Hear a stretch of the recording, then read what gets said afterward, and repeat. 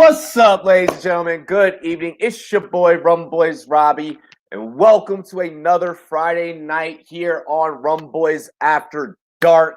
We got the crew backstage. They are ready to drink and have a good time. We got some amazing topics for you guys this week. Going to be a very, very interesting show. Let's go ahead without further ado. Well, first off, all y'all out there that are watching, make sure that you subscribe to the YouTube channel. All right, I need to make sure that you all first subscribe to the YouTube channel. That button that looks like this, little thumbs up. Yeah, make that gray button go blue. Go ahead and spike the like if you have not already. And also be sure to share the content, okay? If you guys have not already, share the content on all of your social media platforms. Let everybody know where you're chilling for your Friday night fantasy football talk. Let's go ahead and get into introducing our panelists of fantasy football analysts. Ladies and gentlemen, first up, for the love of Sunday. Oh, I did that wrong. Hold up. For the love of Sundays, John FTLS.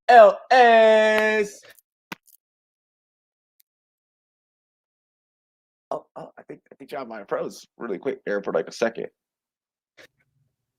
Oh, wait, he's back. Oh, there man. we go. Off to a rocky start. I apologize.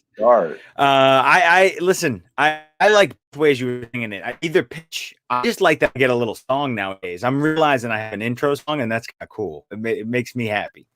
Hell yes, yeah. I think you're probably the one that I do that for. Ladies and gentlemen, next up, he is a writer for Fantasy Six Pack. You can also catch him on the SportsMe app.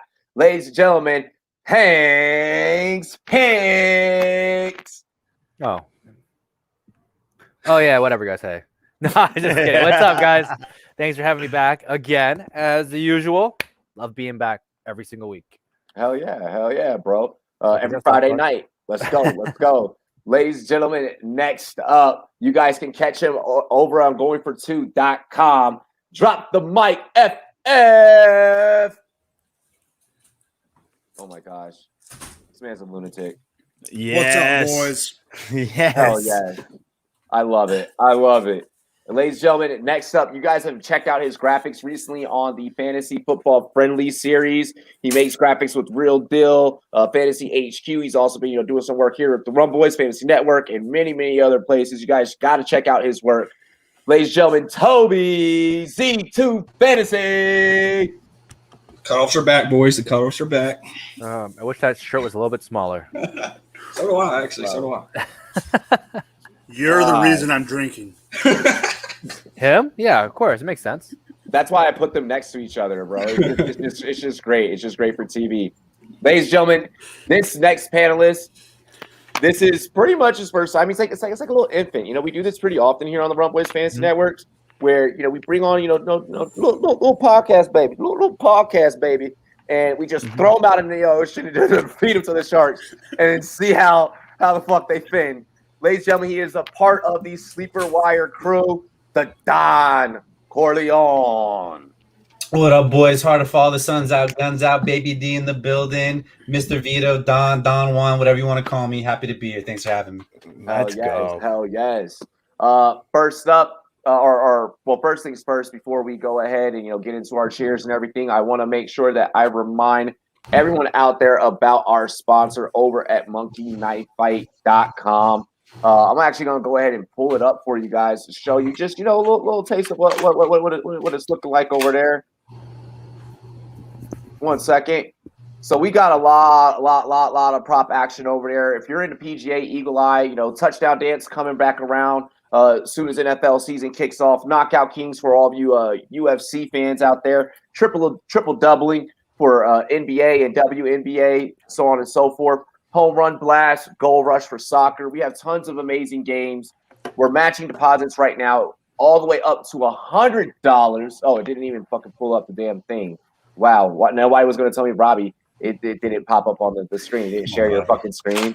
Y'all were just going to... But it shares up to 100. There you go. Shares up to $100, though. Exactly. So we're gonna match your very first deposit all the way up to $100. Get on over to Monkey Knife Fight. Promo code Rumboyz. Gotta go check it out, ladies and gentlemen, if you have not already. Also, want to introduce you guys to the SportsMe app. SportsMe is sports you, real athletes, real fans, real sports opinions, available on iOS and Android. Go ahead and get out there, ask us your fantasy football questions, debate us. We're getting ready to launch some new things for you guys out there starting next week. So be on the lookout for ways that you can win prizes and things of that nature. Get on over to SportsMe and make your points count. All righty, fellas. Y'all ready to do this damn thing? Let's actually do this. All right. I got we paid the bills. Yo, cheers to me. Cheers to you. All the boys and girls, what to do. Dilly dilly. Let's start drinking. Bang. All righty, fellas. First up, first topic. We do go in a snake draft order here around the panel. This is a fucking fantasy football show after all. The Indianapolis Colts quarterback Carson Wentz appears to be out indefinitely. From what Payne was telling me, it sounds like it could be about a couple of weeks. Are you willing to take a shot on Eason or Ellinger this redraft season? How are we feeling about those two? There's been a lot of talk going around the Twitterverse. John.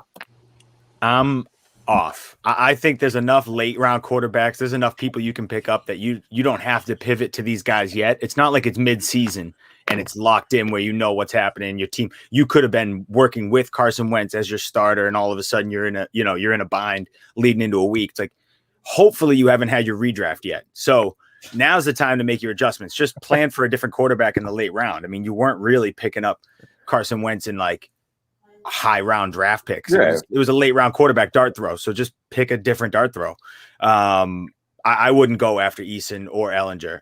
To be honest, I have 45 quarterbacks ranked in my rankings, and they're not even in my rankings. So I don't feel like I'm going to go and update my rankings. I'm going to drop Carson Wentz down, obviously, but I'm not going to update those guys at all. So that's how I feel about it. If I'm wrong, it's definitely one of those things where, hey man, I'm wrong on this guy, but he doesn't jump off the film to me as a true like difference maker for fantasy football. He's just going to be a good starter. He's going to, maybe win a couple games. The team is deep enough.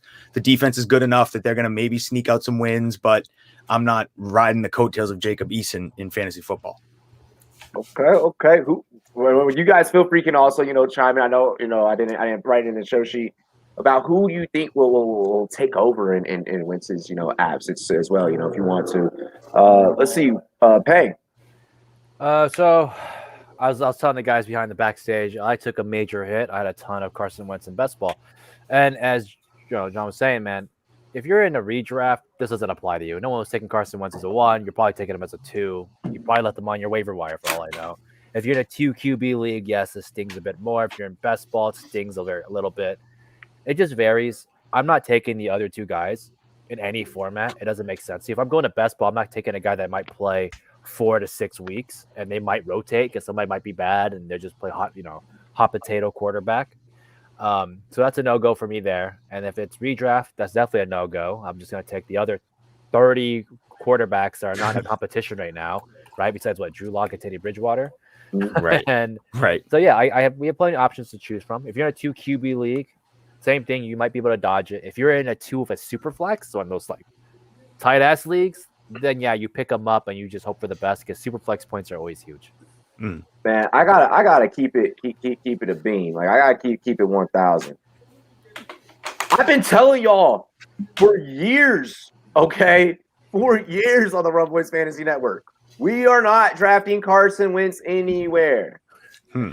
I thought when healthy though, that's the thing, and that's what you had to assume, and you assume that risk. If you're drafting him, you're thinking he's healthy, you're thinking he's looking good. And you're hoping for even 80% of that MVP season. That's what you're drafting him in the hopes of. So you're right. Now you're not getting that even close to that, because he's not healthy going into the season. He's not healthy. So that's what you were taking him before. So the argument I've always had for Carson Wentz is the argument people have for Stafford, right? Like, oh, he's had no run game. Carson Wentz had no run game. He's got no receivers. At least Matthew Stafford had good receivers, and Matthew Stafford had a good O-line. The Eagles had never given him anything. They tried. They failed, but they tried. And I think the Colts actually built a strong offense across the board. Running back, although I'm not a big JT guy, but it's still a good running back, still a good line, and still solid receivers in comparison to the Eagles.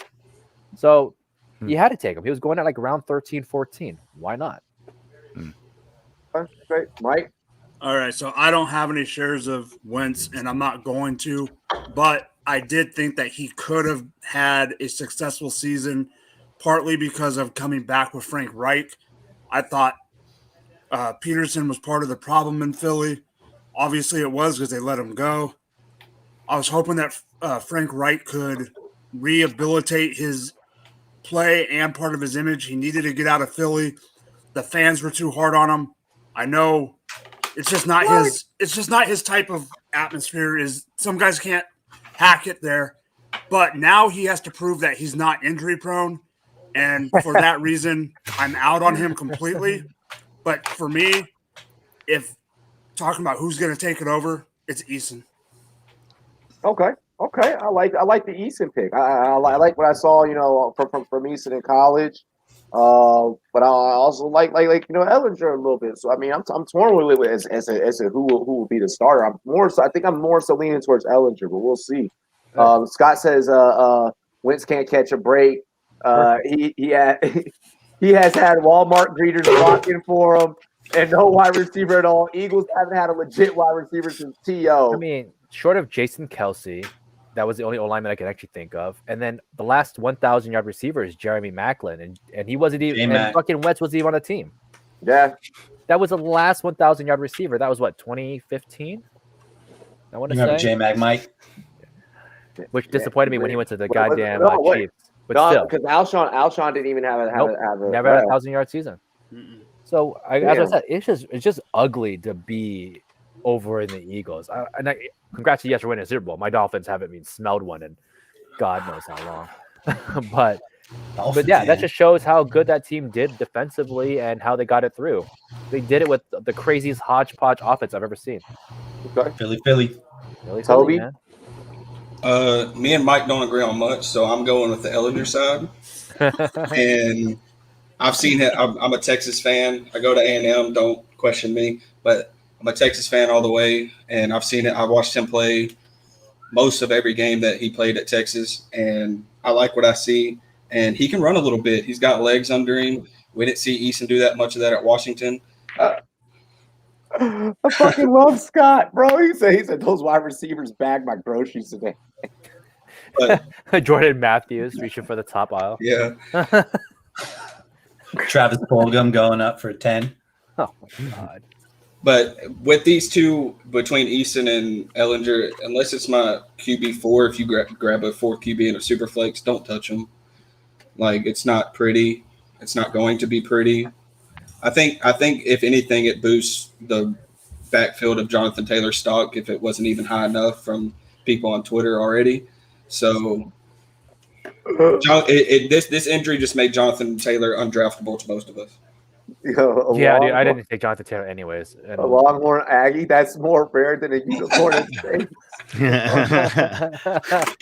Oh my gosh. Yeah. Who's is pretty much, dynasty, and I mean even in dynasty, I'm like, like Jonathan Taylor's so expensive, dude. He was going like a first round, man. I'm like early first round at one point. I'm sorry. Is this? I mean, if we really want to get into it, right, without going too much off script, is this the time to trade Jonathan Taylor? Like, is this the time to do it? It's as high as ever. I mean, it's never going to be higher. Like, if you could get, max value for a player, is this the time to do it? What if you could get Dalvin Cook plus? What if you could get, I'm not going to get Dalvin Cook for JT. You don't think so? You don't think someone's going to give you maybe? Like, you would get that in maybe a home league, and if your friend was drunk, she'd be like, oh, yeah, you're right. He will get more touches. Exactly. Yeah, I don't care that they stacked the box of 52 people. That's okay. Right? Like, but if you're going to go in yourself a good package. Yeah, I don't know. But they're not fun. None of us would pay JT value, but somebody will. Somebody will. Yeah, you get the apple it does. Yeah, I'm not drafting JT fan. No you could probably get like Saquon for JT, right? Like Saquon has some kind of bad news right now. Sure. And Scott's like, trade me all the JT. I will in the Rumboyz fans league. If you get into the fans league, I will let you just take JT. But you're not getting cooked. There's no Scott, way. You're the person we were talking about this now. Dalvin in a second in Dynasty says who's? But really? I agree with who's. No I think Dalvin. I love Dalvin. Yeah, I think Dalvin's worth way more. I think Dalvin's worth the 2 and a plus. So like you would have to give JT in a first or JT in a second to give me Dalvin. CH plus for JT is where I would aim. Yeah, I could see. Yeah, See, that's so fair. I'm more That would be great. along the lines of what Boomer Bus is saying. I could see that. I could see that CH plus a receiver. I like that. I like that. That's my favorite one that I've seen so far. Those cutoffs are bad. Mike. Okay, Don. What's your take on the matter, bro? Yeah, it's kind of hard to think I want any QB out of Indianapolis unless I'm in a super flex league. I kind of got hit hard. I have Wentz in about 8 out of 20 in my super flex leagues, and I think if anything, it kind of just boosts the RB value, especially at Naheem Hines if you're going like a 0 RB kind of a play. And as far as if I want like a QB on the Indianapolis Colts besides Carson Wentz, you look at T.Y. Hilton can't stay healthy. Zach Pascal, I mean, they should play him more. They never do. And then you have Michael Pittman, who is emerging, but with this bad news, I don't see him doing big things this year. So I agree. Staying away from everything over there. And JT, people still going to draft him in the late first, early second with this news, but it's hard to take anything on that offense, in my opinion. Like from a fantasy football standpoint, go pick at the IDP side of this team. Like that's where they're fantasy football friendly. Darius fucking Leonard, baby. Give it to him all day. Exactly. Like I'm not touching JT at 1.7. I'm not drafting Carson Wentz, period. I was never going to. And anyone and everyone that's been watching this show for the last couple of years, you already know that. Like I wasn't going to touch any of the receivers. This team is practically fantasy. This offense for me personally, like I don't. Other than waiver wire pieces in Hines and Mac, and even Mac looked amazing from what I saw today. Like I'm not trusting that. I'm not trusting anything with this Indianapolis Colts team. Maybe Ellinger can be something in Dynasty, but that aside, just fucking Colts. Classic Carson Wentz. Quick question for guys before we go off this Tripoli fast. Do you think they make a trade? I've seen a lot of Nick Foles talk today. Yeah, which is, by the way, that's stupid as shit. But yeah. It is. The problem is they're so strapped to Carson Wentz financially that they're going to have to get creative with the money or take someone on a peanuts deal. That's the only hard part is the money. I think they would trade for someone in a heartbeat, but it's just, can they financially make it work? Because they took on all the dead cap when they brought on Carson Wentz. So this is the worst case scenario for the Colts. This was him getting hurt. Yeah, I'm pretty sure the Colts still had money to spend after they took on that dead cap. Still, I think they did. Yeah. Oh yeah, I mean they still have some money, but not nearly. I mean they took on whatever it was, 70 something million. It's crazy. They took a terrible. Don't forget, Blake Bortles is still out there. Don't forget.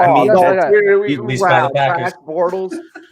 We also got to remember back to 2018 that Carson Wentz is only a first rounder if he plays. So I know people are like, "Oh, they got to trade, they got to get it." I'm like, "But why?" Because if you go get, let's say you trade for, someone said Marcus Mariota, and Mariota gets you to 7 and 10, you're no longer in the running for a top 5 pick, and you kept your first rounder. So why would you do that?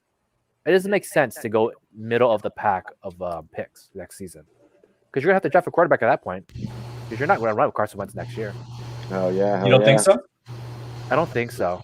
No, I don't. Carson, I don't. I think that if he doesn't return this year, they don't run him next year. If this injury, is serious and the surgery is serious and he's gonna miss some, a lot of time, I'm gonna be honest. I'm gonna be that person. And Twitter, y'all can get at me. It's all good. Y'all know I don't give a fuck.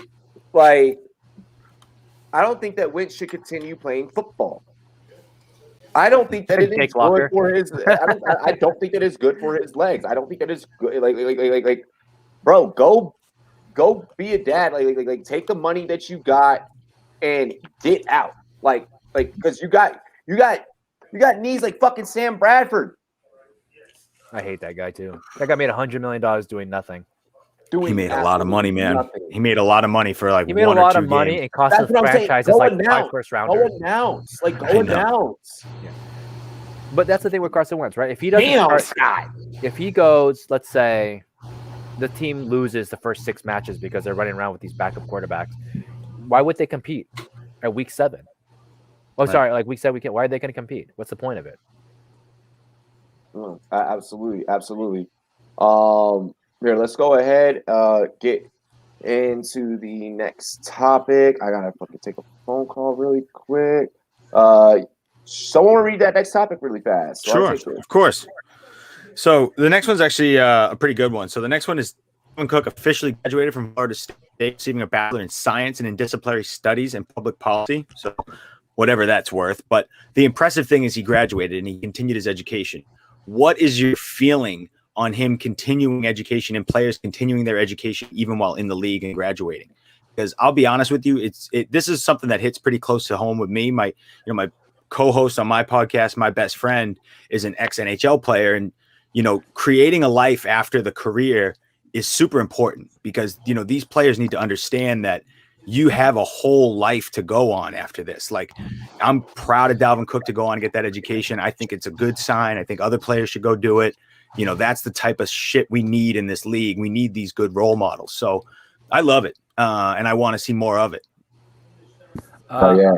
I'm not going to go to me. I'm going to let Mike go first since we usually do a snake. So Mike, you can. Oh yeah. Or no, it'd be Corleone because he went last on last. Corleone. Yeah, I think it's big because if the last year and a half kind of told us anything with the COVID thing, one of your career schemes get shut down at the drop of a dime. So to have, another route to go is just, you want to diversify your multiple strings of income regardless. So I'm very happy for Mr. Dalvin. He's cooking not just only the football field, the kitchen, he's in school too, in the cafeteria doing his thing. And I'm just happy for the guy because we do need better role models. Scott's killing it today. Scott's on fire. I knew a guy who did that, by the way. I could live a couple $1 million. If you're smart with your investments, you can do that. But not everybody is smart with their investments. This is a young 18-year-old, 19-year-old kid we're handing a lot of money to. So yeah, exactly. It's kind of careful. It's kind of iffy. You gotta be careful. It's easy to look back at that at 30 and be like, yeah, I'd be fine. It's easy to say that, but it's tough when you're 19, 20. If I was in the league, man, the first fucking thing I'm doing, I'm buying houses, I'm buying Maseratis, like I'm doing dumb shit. I'm getting my homies out the hood, bro. I got one question, Robbie. I got 20 Netflix accounts. No, I got one question for Robbie about his purchase. Are you buying Lambos and Uzis? Lambos and Uzis, baby. Frankie, baby. He was a Seahawk, bro. I feel for you, man. I feel for you, Frankie Clark. Oh, that was great. Way to call back to a previous Rumboyz After Dark episode. That was smooth. Okay, Toby, how you feel about Dalvin's success in the classroom? John said it like praise to you. Like it's something that everybody needs to do because you don't know how long in the game you're going to last. Like I'll tie it to the MLB. Like people are signing late round picks, signing for $10,000 a year to go play in the minors just to have a chance. Yeah, but they're giving up right out of high school. They're giving up that education that they could have because most of them have rides to schools that could get paid for. They're giving up that education because they think they can make it in the scene, and it's hard to make it in the scene. NFL, NBA, MLB. So why not further yourself better on getting that piece of paper to help you succeed, even if it doesn't work out? So props to Dalvin.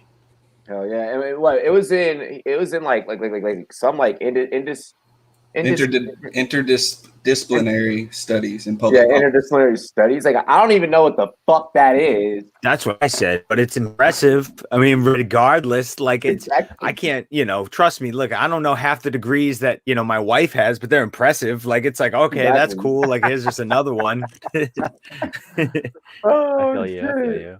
Mike. Yeah, just like everyone said, props to Dalvin. I know he promised his family that he would go back to school when he left early out of Florida State. Some players don't live up to that promise. I know some players like Larry Fitz and some others have. Props to him, props to his family, and let's keep this rolling. The price of having a good Bills team. Shitty Twitter drama. Have you seen my Twitter lately? Shit. I'd say let's trade places, but it wouldn't get any better. I have way too much fun with this drama. Hey. So I'm just gonna say yes. You guys hit it all. But there's one thing I want to touch on that I don't think we talk about a lot is these guys are young, and like most of us are in our late 20s, early 30s, maybe some 40s and shit.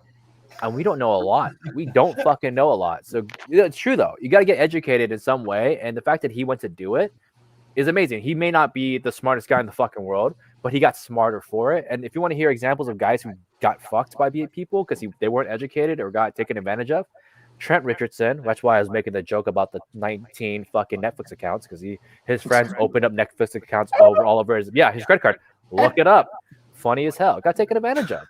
Derek McFadden put his money with a guy he trusted, and then that guy scammed him. And when Bitcoin went up to, they estimated he would have had $240 million worth of Bitcoin in 2017, which today was worth $500 to $600 million because he wasn't educated enough to go do that shit himself. That's a funny story, Ping, because I've talked face to face with Darren while we were training. When I played college baseball, he trained at the same facility we trained at. And I did face-to-face with him, and he told me all about, like, money management and stuff like that. And that was the one story he told me, and it's just crazy to believe. Dude, a lot of these guys get taken advantage. They get fucking suckered into bad investments. And like I said, he didn't manage him, master himself in accounting. Do they get hustled? Yeah. The thing 420 is, times. He gave the money to the guy. It was like his investor or whatever, and then the investor blew it off. It was a friend investor to top it off. But like these guys all day get taken advantage of because they're not as educated as they could be, and they're young. So I think Dalvin getting a little bit smarter, which opens up the door for other things, means he can go and further himself out in the future. So yeah, that's what I want to touch on more is about just bettering yourself, and he did that. Yo, really quick, Bills Mafia Rob, love you, bro. Same name, Mafia. Scott says, think Dalvin is gonna grind a 9 to 5 after he's done with football? Come on, man. Hookers and blow 100%. And not everyone is like takes advantage of the education. Marshawn Lynch, didn't graduate, but he was a smart ass dude, I think. And he fucking saved his money, open business. It's a smart shit, dude. He didn't have to get an education, but he did his other way to get smarter. That's what I'm all about. Okay. I like that. I like that take. So really quick before we get into John's take, don't take financial advice from Trent Richardson, Darren McFadden, or Carl Nassib. Got it. Darren McFadden would have $500 million right now. I'm telling you that. Yeah. Half a bill. For the love of Sundays. What's up? Oh, so I mean, I kind of already hit on my topic. I mean, I like it. I think it's a good thing for Dalvin. I mean, it's obviously you want to see these people think about their careers after football. You want to see themselves, educate themselves and be better at all around life and not just grind away at football. And we've seen the pressure break and all this different things. You don't know how long your career is going to be. So I love it. Love it. Give me all that. And he's a good, it's a good role model to some of these young players and some of these young guys in the league. You should check out Ndamukong Suh, man. That guy hustles in business too. People don't know that, but he does. Yeah, yeah. One of the dudes I like after their career. Pause. That sounded terrible. Martellus Bennett, man. Like that's another one. Bro, him getting into the books and the animation and just like everything. I'm like, man, I want to sit down and interview you one day. Like, you seem like a cool dude. Kids' books. Think about that. I mean, something that's never really going to go out of business, like reading a kid a book. Exactly. So Ndamukong Suh snaps ankles and banks. Doesn't Ndamukong Suh have an engineering degree? I think so. He's something crazy. I did know that he was just really into business with the Dolphins owner. For which I don't know his name. I'm an idiot right now. But yeah, but he did a lot of business with them while he was a Dolphin and also after he left. Definitely. Future Hall of Famer. Okay. So we all gave Dalvin Cook his props. Moving on here.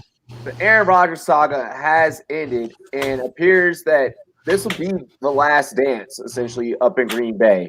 What are the odds of the Packers making this year's Super Bowl? John? I think they need to address that wide receiver core. I think they can't go in with just Dalvin Cook with Devontae Adams. I think they can't just go in with Devontae Adams and expect everything to be perfect. I think they need to, give him some help. Got Randall Cobb. Fine.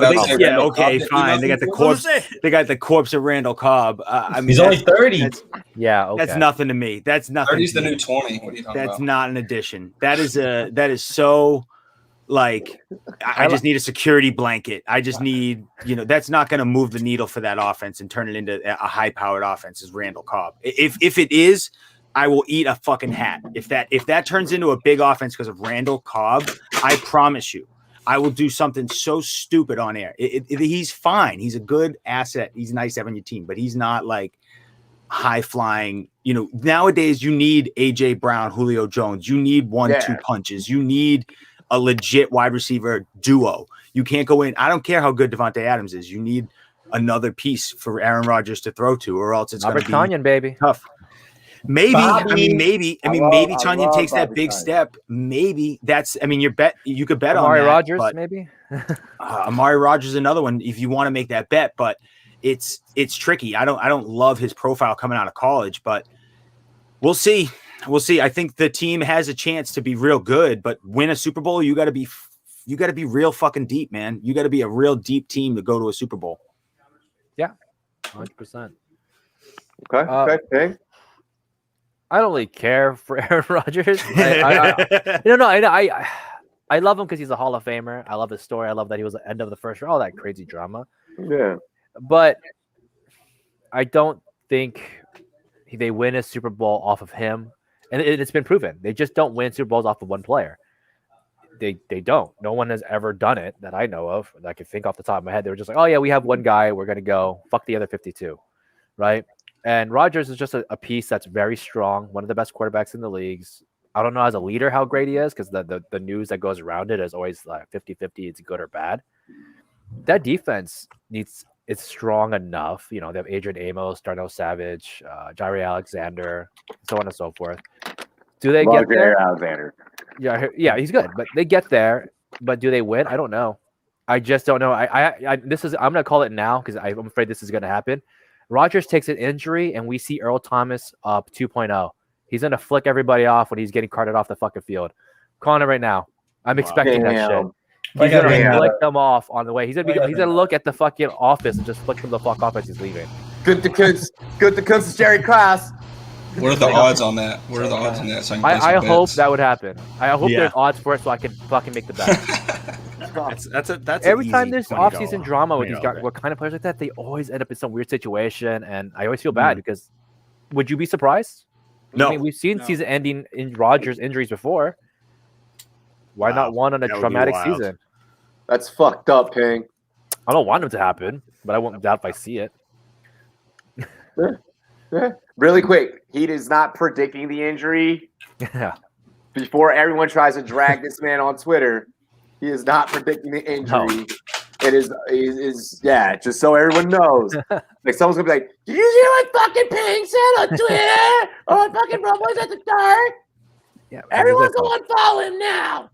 Do they win Super Bowls? I'm sure they could. They have the roster to do it. Randall Cobb is not the reason they'll get there, but he pulled him back for a reason. Safety security blankets are great. Yeah. You gotta love them. Yeah. Sure. Yeah, I mean, sure.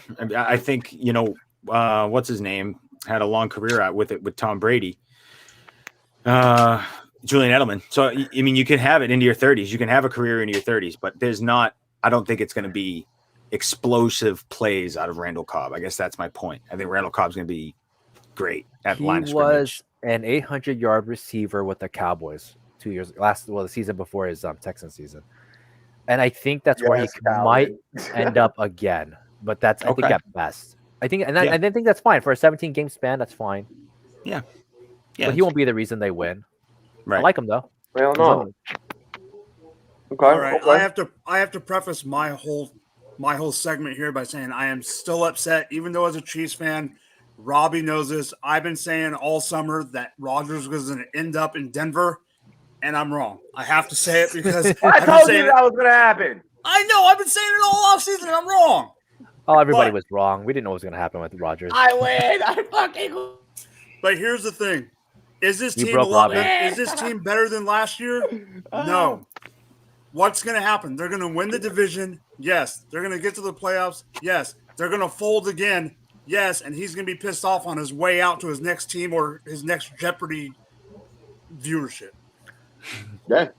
Because I wholeheartedly believe that he is going to retire a Packer. Like, I wholeheartedly believe that this is his last season. Like, he's just really trying, and even from some like the leak text that the leaked group chat from the Packers team, like that came out. It's like you're trying really hard to make this Michael Jordan type like as like I don't know if he sat back and watched The Last Dance, and it was like that's what I'm gonna do. I need my storyline to be just like this. I'm gonna take it personal. And so what you're saying is in 15 years we're gonna have an NFL Network special on Aaron Rodgers. Bro, you know damn well that. Well, yes, that's exactly what I'm saying. 30 for 30. Bro, if I get that correct, if Payne gets to flick it off on the cart thing correct, and I get that, people are gonna be like, "Yo, these guys are good." And it's like we're just talking shit. Go ahead, Toby. I mean, they're going to get as far as their defense carries them because we saw their offense carry them last season. Their run defense sucked. Their pass defense is pretty good, but like you're still getting burned by Scotty Miller on a 4th down before halftime to lose. So he's not even. I don't think he's even on the PFF starting roster anymore. That's how bad it is. Oh yeah. So, I mean, Kevin King. Yeah, Kevin King. The NFC hasn't got much better this offseason. The AFC did. The NFC really hasn't. But it's still through Tampa, and I don't see the Packers. I think the Vikings can win that division. What up, E on the mic? What up? Okay, I was actually I like that you said that, Toby, because that was going to be one of the things that I was going to mention. It's really only 2 teams up in the North in terms of the NFC, and that's Minnesota and fucking the Green Bay Packers. The Lions are trash, straight basura, and will always be trash. El Baño. Okay. El Baño. fucking restroom. They're not even a regular restaurant. They're a fucking portal potty, all right? The Lions are a portal potty. And the Bears, they go through so many ups and downs, like it's not even funny. So you're not a Lions fan, are you wearing those colors? No, I'm a Browns fan. I've had that. I've had that time. Just want to make sure, bro. Congrats. I'm gonna say though, the Vikings defense didn't necessarily improve, and all they did was get a little bit older, and they were pretty fucking bad last season. That's probably the worst Vikings defense I've seen in the last 10 years. Hey, Harrison Smith is still, in the words of Cameron Wake, Harrison Smith is still the hardest hitting white boy in the league, man. But I'll take that, bro. Seeing that man just take off on somebody, bro. That is the only jersey I own, and that's Cameron Wake. Love that man. So fucking good. Go ahead, Corleone. I might be on the other side of the coin right now because I think there's nothing more dangerous than a motivated Aaron Rodgers, as we saw last season. He came back for his teammates. He actually, I think, is going to get out of that contract and go to a new team next year, which just motivates him even more to just kill it. You say that there's no one on the supporting cast, and Randall Cobb's not a big deal, but giving Aaron Rodgers what he wants in a Randall Cobb form as a true slot receiver really opens up that short pass game and gives Devontae Adams free reign to do whatever he wants. Between Bobby Tunnin and Aaron Jones, I feel like they have everything they need, multiple back-to-back championship games. I think the worst thing they got going for them is just being in the NFC. But, just having an MVP caliber quarterback like that can will a team to the Super Bowl like we've seen with Tom Brady in all those years, I think they can actually pull it off again. And, I'm looking forward to watching this year, and I'm grabbing a lot of Green Bay stock. So. Okay. I like that. Okay. Did you say it was bad to be in the NFC? Yeah, especially the NFC West. Go Hawks. The Hawks did knock them out. I love how you found a way. I love how you found a way to shout out completely different division and your team in the same take. Hail Mary, baby. Yo, I'm gonna say though, I don't know if I trust Rodgers as a leader though. Like I do trust Brady. That's the only thing that does scare me a little off. And Aaron Jones, in my opinion, is a little overrated at times. I think he gets a lot of love for something that I think that is beneficial of being with Rodgers. Even though he helped me win my championship, and I was gonna use that motherfucker for my cameo. Bro. Talk a lot of shit. Bro, I gotta fucking I like the guy though. I gotta figure out what I'm gonna do with Rodgers in one of my dynasty leagues because it's like, fuck, like I ain't gonna have you next year. Like going off of my theory, off of what I believe that this is the last dance, like of football for real for Rodgers.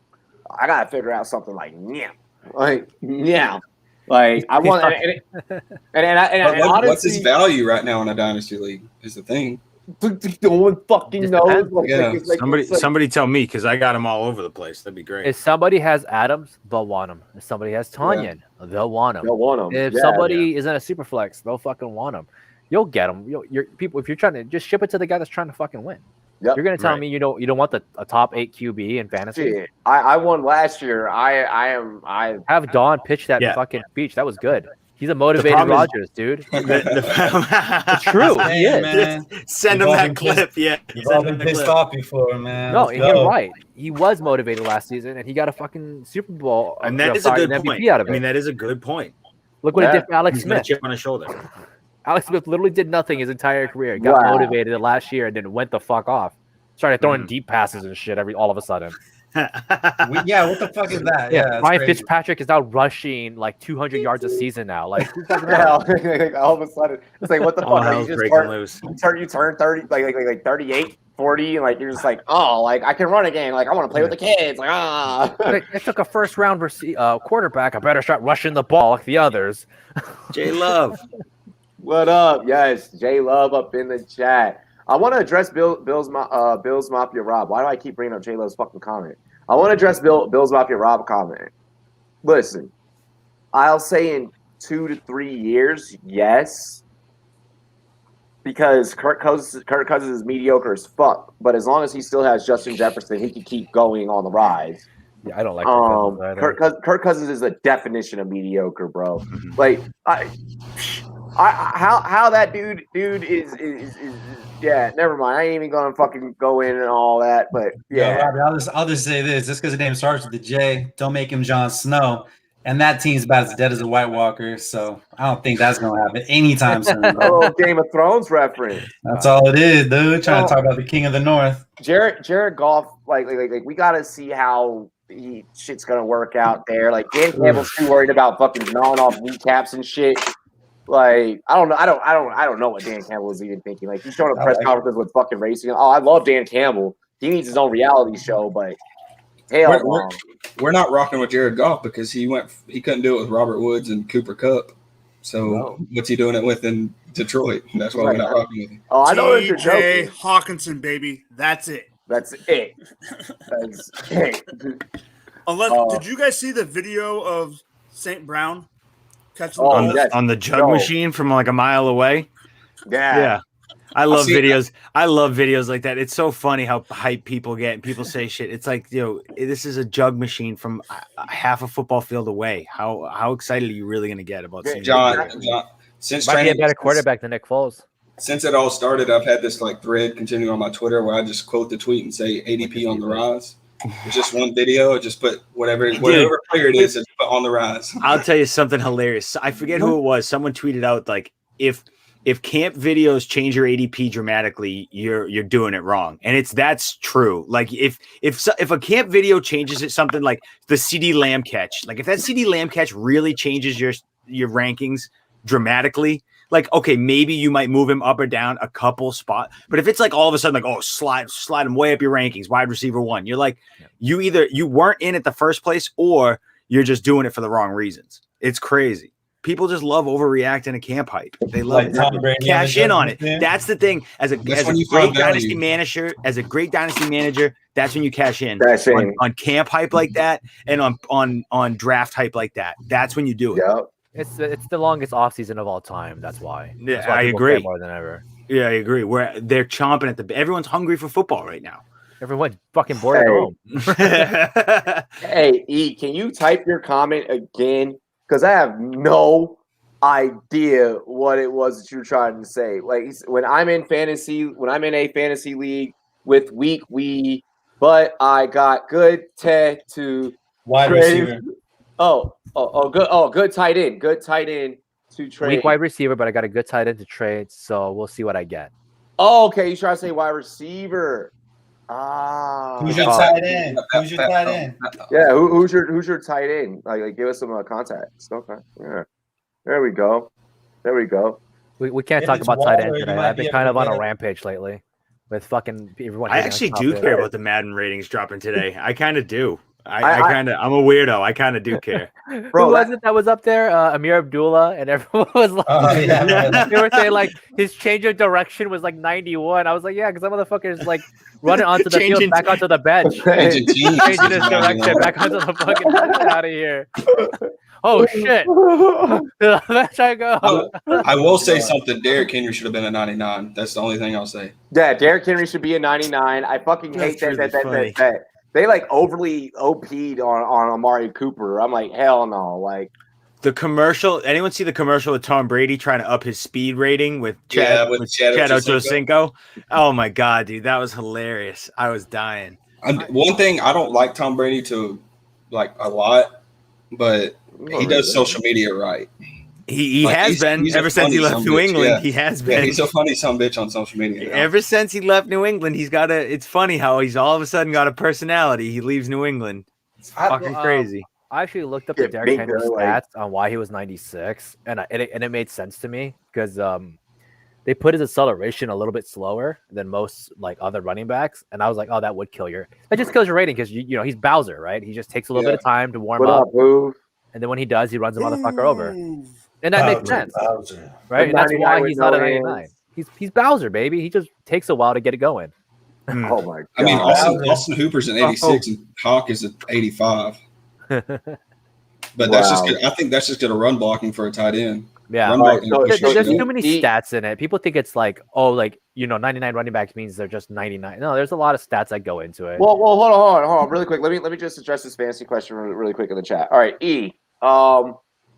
you say that you got Fant, accidentally. I got Kittle and Fant.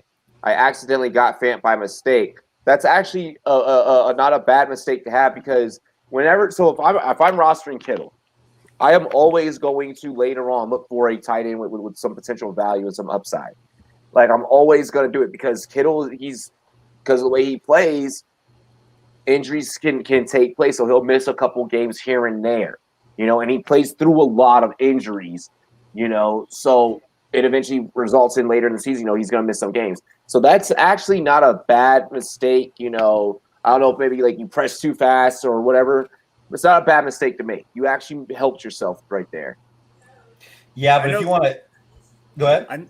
I know this might be blasphemous to say, but if he's that weak at wide receiver, we don't know who his wideouts are, but he said he's weak at wide receiver.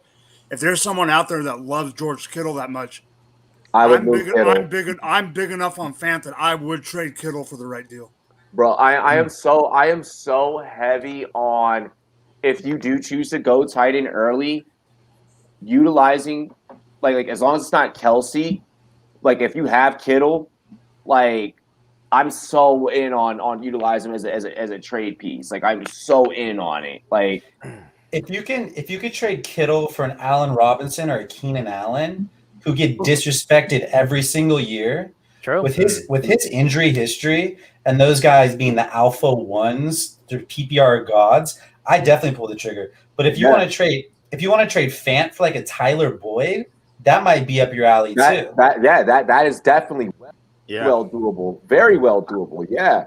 So you can go either way. So the mistake of grabbing Fant works in your favor, E.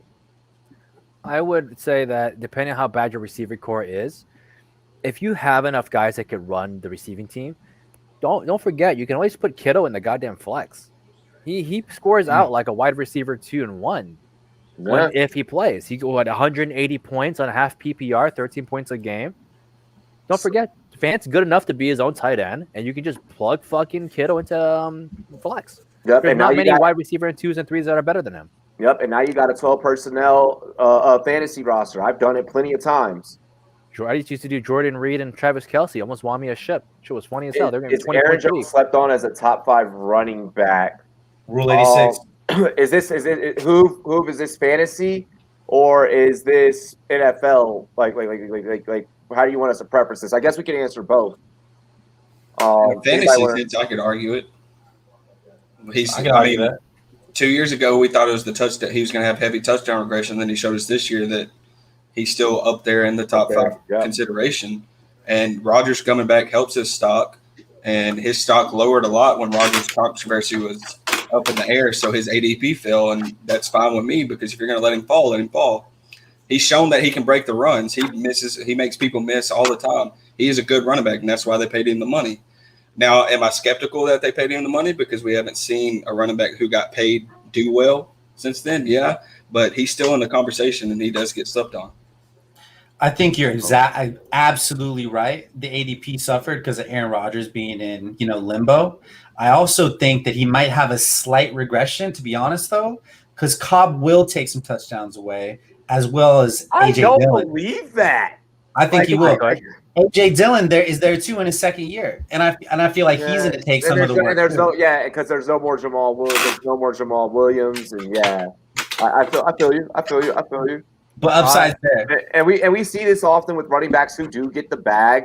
Do I want to necessarily say regression? Like anyone and everyone that word gets utilized so loosely. So I won't say regression from a fantasy standpoint. Can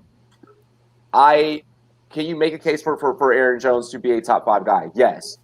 Do I want him to have that recognition because of my ability to grab him along with, like if I'm going Derrick Henry and I'm looking for that second running back, and if Aaron Jones is still available, I'm known for running that pair. I'm known for doing that.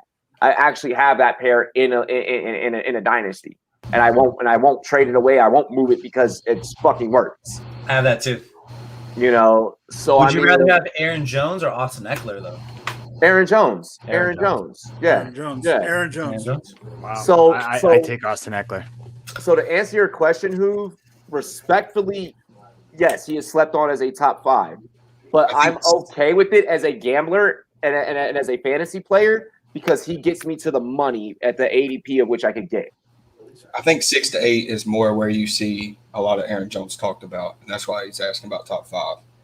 And his ADP doesn't correlate with what he's done because I've seen a lot of people take these second-year guys like Gibson and before Akers got hurt before him. I was like, I've seen it a lot longer from Aaron Jones. I've seen 2 years of great production. Why are we jumping ship already? Yeah. So we'll take one more really quick before halftime, and then we got some more fantasy talk for you guys. Robbie's trying to keep that Jones ADP low. Yeah, notice the way I said that. Taco, because if I say some shit now, like everyone's about to go like running, like, oh shit, like now we gotta fucking start raising up Aaron Jones. So like that's why I did that because we already saw what happened with the Tennessee Titans article that I did. Who has a better season? What's up? Put E posted who his wide receivers were. He did give up the wide receivers. Oh fuck. That's rough, dog. You got to trade. You got to trade. Trade Kittle. You need help, bro. Trade Kittle. Bring back AJ Brown. Kittle, go for it. Go get Justin Jefferson. You need help. Yeah. You need help. Yeah, bro. I agree with I'm a Dom Dolphins fan, and I wouldn't even do that. I would take Keenan Allen or Robinson, but I would try to go a little bit higher. But I would take them. You got to go higher. And that's why you have to move Kittle. You're in a position where you have to move Kittle. My correlation, I don't know what y'all think about it. Could Fant and like a late pick bring in like a Deontay Johnson? No, but you don't want a Deontay Johnson group with those receivers. Like I wouldn't want. I wouldn't want You need a number 1 right there. Yeah. You need a number 1 because you could then slide everyone down. Then you have Sutton as your 2, and then you can kind of waddle and role play and figure it out with your 3. Yeah, you can figure it out with your 3. But right now you're trying to mash people into positions that they're really not. You need to go out and get a number 1. You need to go get a number 1 for that team. Who have also asked DK or CD? Let's go rapid fire. I'm gonna go DK. I'm going DK. I'm gonna say Aaron Jones not a top 5 RB, and then I'm gonna say DK. Thank you. I have Aaron Jones at 11, by the way, in my rankings. DK, unless Dak is 100% healthy, then I'm going CD.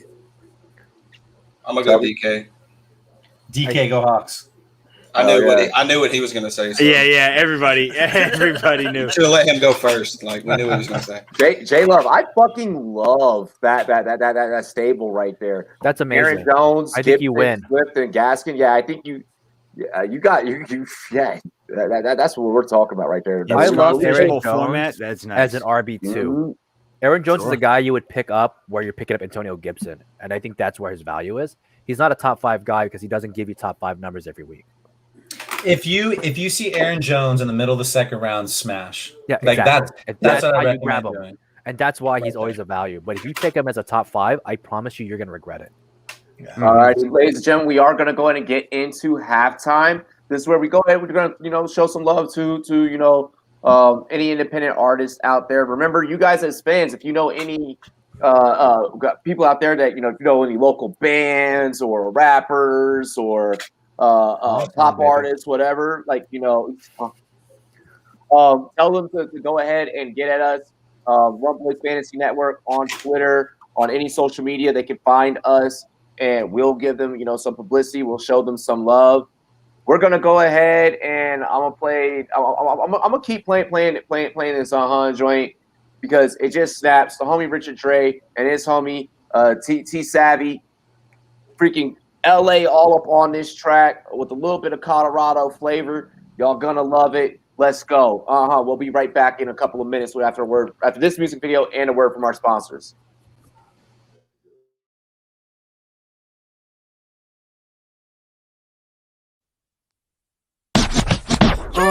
I ain't waiting a second, I'm going in now. No freestyling, no this and pin pal shit. See, I don't make moves to get rich, shuffle quick. And I only fuck with bitches who be slobbing on her. I can get nasty, but I'm usually where the cash be. Rolling weed, sitting back, blowing shit to Cassie. I ain't doing it for the rich way, so I brought Rich Ray. When I come around like Dominic, look this way. Right into my own shit, I swear I be doing the most shit. Give you hits like Tyson and giving you vibes like Bryson. Certain things in life be so expensive, but I buy them. Certain things in life be so enticing, but I can't try them. You looking for what you looking for, yeah, I'm the item. I'll hold you down forever, you my nigga, yeah, item. I'm coming for what you say you hold, I'm all about it. Blinked up, turn the beat up, now we clouded.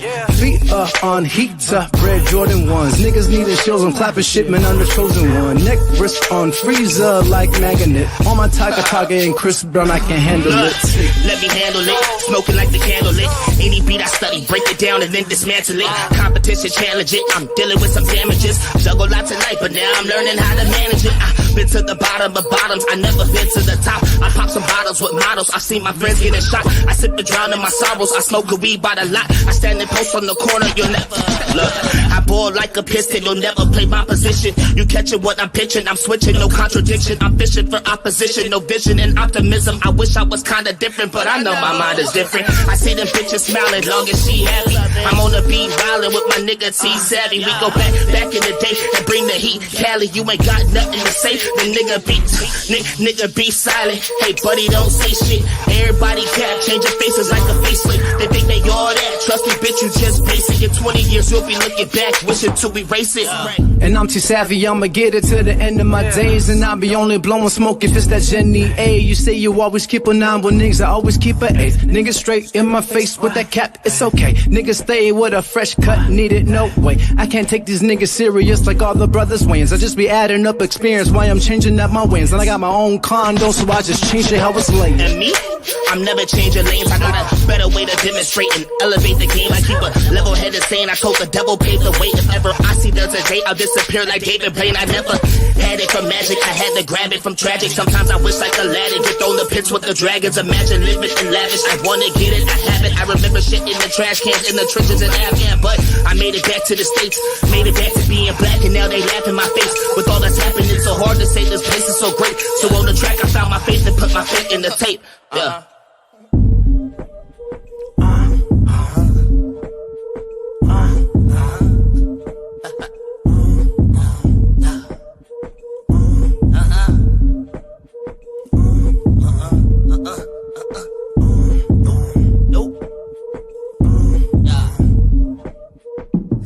Savvy, Richard Ray, and that's it. Oh yeah, Young Savvy lifestyle. Peace. Let me tell you a little story. Once upon a time, there was a monkey knife fight. And one day, they met one team partners in the NFLPA. It's a match made in the pits of a monkey knife fight. And everyone lived happily ever after. Are you listening? This is big. What is a monkey knife fight? You know, it's thing monkeys, knives, you get it. Fantasy sports is monkey knife fight. And monkey knife fight is fantasy sports. Monkey Knife Fight is daily fantasy. Monkey Knife Fight in the house. I am Monkey Knife Fight. You are Monkey Knife Fight. We are all Monkey Knife Fight. Monkey Knife Fight. You have the NFLPA behind the company. It's exciting for me to be a part of fantasy sports. When I think of fantasy sports, I think of beating all my buddies year in and year out and being able to brag about it. We're not just partners in it. We're owners. And it feels awesome to be an owner. I challenge you to a monkey knife fight. We've been saving you a seat at the table, Monkey Knife Fight. Welcome to the one team and NFLPA family. Monkey Knife Fight. Welcome to the family, Monkey Knife Fight. Welcome to the game, Monkey Knife Fight. Monkey Knife Fight! I challenge you to a monkey knife fight. Monkey Knife Fight! Monkey Knife Fight, Monkey Knife Fight, Monkey Knife Fight, Monkey Knife. A couple of years back. Monkey knife fight, monkey knife fight, monkey knife fight, monkey knife fight, monkey knife fight, ladies and gentlemen. Make sure you use promo code Rumboyz. We are matching that very first deposit all the way up to $100. So get on over there, get your money's worth, get some value. Like $100. We were doing 50, but this season for football, we're upping it to a hundo. Mm-hmm. Everybody's going to get $100 match. You now get $100 to play with. Also, Monkey Knife Fight is going to give you a $5 voucher as well, so that you have an extra $5 on top of it to just fuck around with. Just I mean, because. I know everyone out there is sitting there thinking to themselves, they're sitting there listening, going, should I try Monkey Knife Fight? Like, should I give this a shot? Well, yes, you should. And we're going to match up to $100 fucking dollars. Like, that's a no-brainer. Like, just throw some money in. Give it a try. Try Monkey Knife Fight. If you like it, great. If you don't like it, move on with your life. At least you just gave it a shot. But you don't want to live your life not knowing how much fun you're missing out on, because it is a ton of fun. It's fantasy sports. It's over-unders. It's great. It's just beating your buddies. It's a ton of fun, and you can win some cash while doing it. So why not? Hell yeah. Get that monkey off your back. We're always exactly. And we're always hooking our followers up with a whole lot. We got some giveaways coming to the SportsMe app. You guys need to get all over the SportsMe app. Figure out how you can win things. I can't tell y'all all the prizes. It is some big shit. It's some big shit.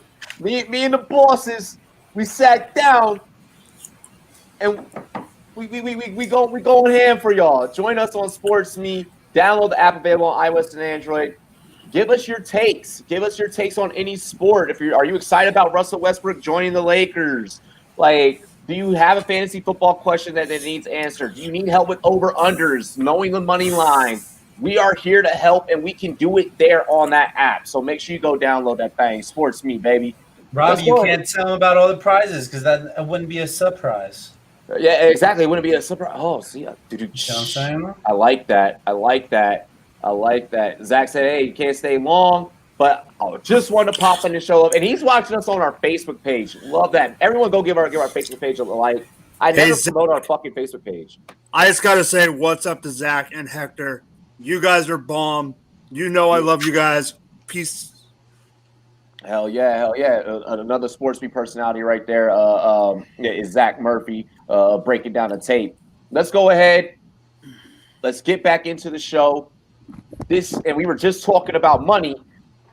Listeners are chasing the cash right now this time of year. All right. What are some sneaky stacks? I don't know why I put stats in the fucking show sheet. What are some sneaky stacks that that you feel that fantasy managers and all of our followers right now should be going after? And we start with John. Sneaky. See, that's the thing. See, the key word there is sneaky. I think Justin Herbert and Keenan Allen is a pretty sneaky stack. That could give you elite performance, but you're not going to pay elite value in draft season for either guy. I mean, I think comparative, you're getting your Keenan Allen for a low wide receiver 1 price, and I think he can outperform that pretty well. And then Justin Herbert, who you're probably paying, again, that middle round quarterback who's, he'll probably start that quarterback run, that later quarterback run. He's going to be the first one off the board. And then all of a sudden people will sort of panic because he, to me, is a huge teardrop to like the end of the next guys. So I like that stack, and you're not going to have to pay a ton for it. And for season long dynasty redraft, however you want to play, however you're playing, I think that's a pretty good stack for the next year and the next couple of years going forward. Yeah, no, I like that one. You must have taken a peek at the article recently, because little something like that might be up in there on Rumboyz.com from your boy, Hey, Payne, what's the stack that you're looking for and that you feel like your followers need to be looking out for? Carson Wentz and I joke, but that was a pick for me for a minute now, and I'm eating the bullet on that one. Give me Matt Ryan and his entire receiving core. Calvin Ridley, Russell Gage, Kyle Pitts in all formats, right? And I've been bickering with some people about tight end, that he could be good his first year. I'm not going to get into it here, but let's save that for a different show. But they're good value. Kyle Pitts is going into 4th, 5th rounds if you have him in a new dynasty redraft. If you're in a dynasty, you'll probably waste a 1st-round pick on him. You have Russell Gage, who's going for nothing, who might be with the team for the next few years. Calvin Ridley, who's proven that he can be good, even though I'm not a fan of him. I admit he can put up numbers. So why not? And Matt Ryan costs you nothing. Costs you a ham sandwich right now. I love it. I love 4,500 yards with the most random receivers. Look at his record. And I'm purposely going to reference a cash league. I'm not gonna utilize any mocks. In the payday showdown that we run, Matt Ryan went 6.2. Really? 6.2. And that person accomplished that stack. So their first QB is Joe Burrow. Their second QB is Matt Ryan.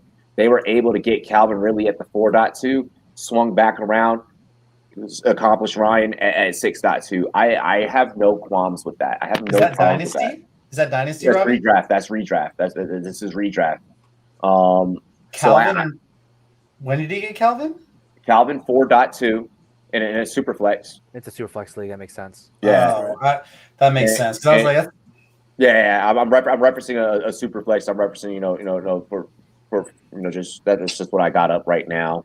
Joe Burrow is my second one, by the way. If I had to take a second, I'm not making sense. Yeah, I'm not in any cash leagues for single QB yet, so I don't have an example for cash leagues. I have a mock example, but I don't.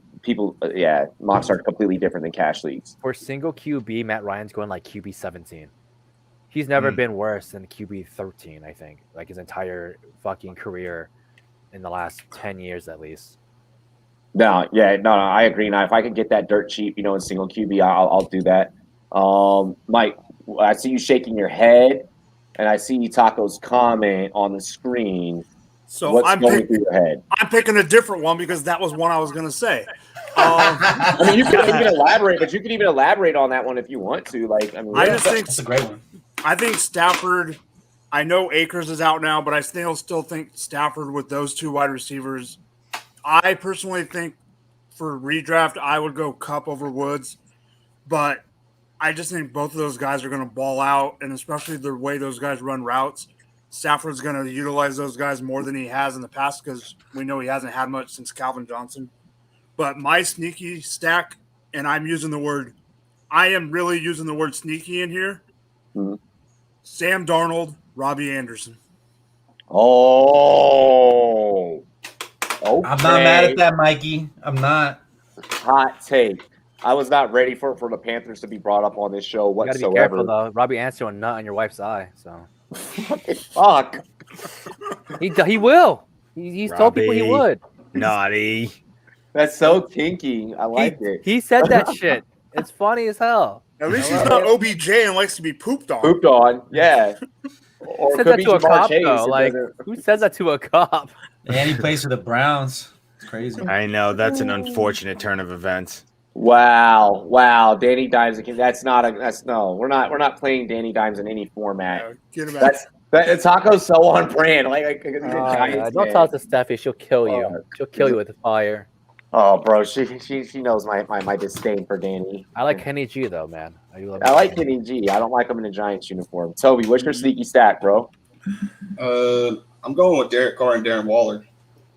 I enjoy Derek Carr as a QB 2-3 in Superflex, and I think he's undervalued because he's not gonna surprise you with these 30-point games. He could, but he's gonna middle in the 22 to 26 range, and that's consistency to me. And Darren Waller gets funneled targets like he is a wide receiver 1. We saw it last year. So if I can pair them two up, going tight end early, I have one of the top 3, and wait on my quarterback 2, and end up grabbing Derek Carr. I'm not hating it. Now, let me just remind listeners out there, because you guys know if you guys checked out my recent stacks article, my article about the stack cheat code, the art of stacking. Go check it out. I'm gonna go into your take a little bit, Toby, if you don't mind me picking it apart. Go for it. This is super, super smart, but you need to be thinking, okay, all right, if you're grabbing Waller and Superflex, right, 3.2 or even in the second round, you need to be keeping it in the back of your mind because of how late that you're going to be able to snag Carr. That Carr is going to be on your radar, and you got to do it sneakily. Carr is going in about the 9th round in a lot of Superflexes. That's a long time, especially if you're slow drafting, if you're in a slow draft. If you're in a live draft, just don't let the booze consume you, to where you forget. But make sure that around that 9th, that 8th, I'll say even from 8 to 10, that you're locking him in and you're getting ready. He went at 9.8 in the payday showdown. Waller went 3.2. So my homie AJ Hayslip, and he has no problem name dropping him, my homie Not Analytics, wasn't able to accomplish that stack, and instead he ended up with Fitzpatrick and Big Ben as his QB 2 and 3, with Patrick Mahomes as his QB 1. I would love to have Mahomes as my QB 1. Then I have Waller right there at 3. If I can get even if I have to go in the 8th round to snag Carr to complete that's beautiful. So I just want to make sure we're all paying attention to our drafts, and whenever we're mocking or we're drafting early, the closer it gets to season and you get in those bigger cash leagues, that we're cognizant of how we can accomplish these things. Because it's important to me that you guys win. It's super important to me that y'all win if you're watching our show. Don, your take, bro. When I think of sneaky, I'm thinking value, right? Because anyone could put Patrick Mahomes and Tyreek Hill together, right, and say, oh, that's a stack. But when I think it's, you know what I'm saying? Yeah. But when I'm thinking sneaky, I'm thinking about Ryan Tannehill and Julio Jones. That's what I'm thinking of. All right. In the last 8 years, Julio, top 1 wide receiver. Last year, Ryan Tannehill, I think it was number 6 or something, 6 or 7, if I remember correctly. Mm-hmm. He had 7 rushing touchdowns, which is only going to go up this year, in my opinion. And you can get Julio Jones in the 4th, 5th, or 6th round, and then Ryan Tannehill really later on. So you're going to get a lot of value out of that stack, and you're still going to be able to pick up your prime time players in the first 1 to 4 rounds. So that's what I'm thinking as far as a sneaky stack. That's what I'm thinking. That's what I would do. Yep, and I've discussed it with the Titans multiple times. If you're like me, you're going running back heavy. You can grab Derrick Henry, you can grab Tannehill, and then if you want to get the triple stack, you can go late with Julio Jones. Because AJ Brown's going to go off the board as soon as you go Tannehill. The opposition knows that they're going to play. They're going to play draft defense, and they're going to snatch AJ Brown. But Julio is still an opportunity for you to be able to grab. So I love it, and all the rounds that you mentioned. What was it, 4 through 6? I believe you said in your tape. That's exactly where you're able to grab Julio. You can grab him, 5th round. I'm willing to run a triple stack with that Tennessee team. Any way that I can stack Tannehill with anybody, I'm doing that. One that I wanted to bring up, especially for redraft purposes, is Tom Brady and any of his wide receivers. I recently just did a Tom Brady in a current draft that I'm drafting in the Cash Cup. I just recently did Tom Brady. I got Tannehill and Tom fucking Brady, and I'm completely happy about it. and I went ahead and I stacked both of them up, and I went Mike Evans with that Tom Brady stack. You can also with Brady wait dumb late and even grab Antonio Brown. Like any one of those receivers, I want Brady with, and it's super easy because everyone just thinks that Brady's old. For some reason, you could get Brady stupid cheap, stupid late. Like he's going third, fourth round. If I get that as my second QB, if I go running back, and then I can go QB, and just wait on receiver for a hot minute, and I could get those, and I could get Tom Brady as a QB2, I'm doing it. And I'm pairing him with any one of those guys. And your league mates are gonna let it happen. And there's so many different ways that you're able to do it, whether it's God and winning his name, Chris Godwin, whether it's Evans, whether it's Brown. So I have a question about your take, Robbie. Mm-hmm. When you did Tom Brady, how was it? What do you mean? When I got him in the fourth round? No, never mind. You didn't. Wow, I just got what you said. I mean, hey, Mark Wahlberg, enjoyed it in Ted too. So right, he did enjoy it. So yeah, I mean, but that's some stacks that I wanted to make sure we went over for you guys at home. Hopefully you guys got all of that. You were able, taking notes. After that, it's definitely time for a drink, right? Like we definitely need a drink after breaking down that much analysis. Cheers to me, cheers to you, all the boys and girls. What to do, dilly. Bang. We're gonna win a lot of you guys some money. A lot of you at home, we're gonna win y'all a lot of fucking money. I see you, Mikey. Hell yeah, Mikey. See Mikey, boy. He killed it. Wow, Mikey. Dr. Mike, bro. I see you, bro.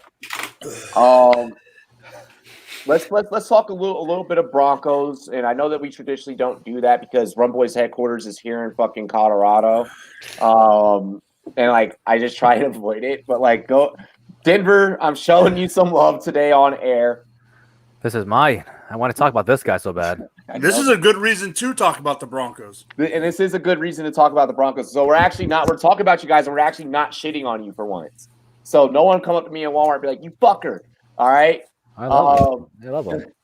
Word around training camp here in Denver is that Javonte Williams is definitely going to be the starter week 1. What is our outlook surrounding Williams in regards to fantasy football? We start with you, Don Corleone. Nope. You know what it is, man? It's just hard for me to believe the hype when Melville Gordo is always putting up RB1 numbers. Even last year on a horrible Broncos team last year, he was RB14. He's just outside of RB1. And the man can play. He just gets hated on because he was a Charger. And I'm down here in San Diego, and everyone hates the Chargers down here. But everyone respected Melvin Gordon when he was doing his thing. And you got Javonte Williams. He's a rookie. You know what I mean? And it's are they even going to be running the ball that much? So if they're going to run the ball, I'm sure they're going to want to put it in the hands of the guy that can score. So that's just my little take on it. I don't got too in depth on this situation, but if I'm putting my money on someone, news is coming out of camp right now that he's getting those first team reps and he's going to be the starter. In my opinion, Melvin Gordon's the way to go. Okay. Really quick. Are you a Padres fan? I don't watch baseball. Okay. I mean, you out there in San Diego, so I had to ask a question. But they're murking it right now. I know they got that kid Tatis just hitting dingers. You know what I'm saying? So, but hey, Robbie, they don't have Max Scherzer and Trey Turner. No, they don't. Let that be, man. My Nationals are hurting right now, man. Fuck. But the Dodgers, man, my Dodgers though, I'm at least it happened until you my fucking 2 favorite teams. It's half of me is torn, and now I'm the other half of me is let's go, baby. Another fucking ring. Toby, what's up? I mean, with all the reports, I feel like Javonte's gonna be shot up too high for me to want to touch him on a Broncos offense that I don't really trust with Drew Lock or Teddy Bridgewater manning it. But like the Don said, Melvin Gordon's the guy to get late because he's still there. As long as he's still there, if you don't get cut, whatever, He's the guy to get late because he's a veteran and he's going to take carries away from the rookie. Even though the rookie looks so great, he's still a rookie and he's going to mess up. So once he messes up, the veteran's going to take the carries. Yo, I'm about to piss off people. All right, Mike, let's see what your take is, bro. All right.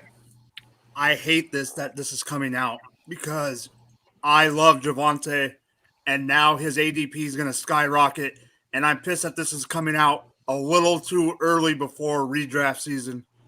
That's why I'm irritated. But I know Pang has a lot to say about this. I can just tell he wants to say something, so I'm going to keep it short.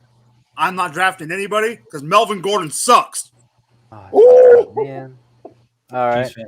So I'm a fucking Melvin Gordon truther, dude. I am through and through. He even liked one of my fucking posts. I want to record this shit and send it to him. I don't fucking care, right? I fucking love Melvin Gordon. He's that good. People will give me shit for it. And as Don Corleone said, he was just on a bad fucking team. Okay, we give every other running back a pass when they're like, oh yeah, your O-line sucked. Your quarterback sucked. There was no receivers. That's exactly what the Broncos had last year. No quarterback, no O-line, no receivers. Why do we give everybody else a pass but Melvin Gordon? And he still put up 1,000 yards from scrimmage, okay? RB14. RB14. Now, I know that some beat writers say that Javonte Williams is the guy, but another guy released a beat today that Melvin Gordon is the featured back from the Broncos.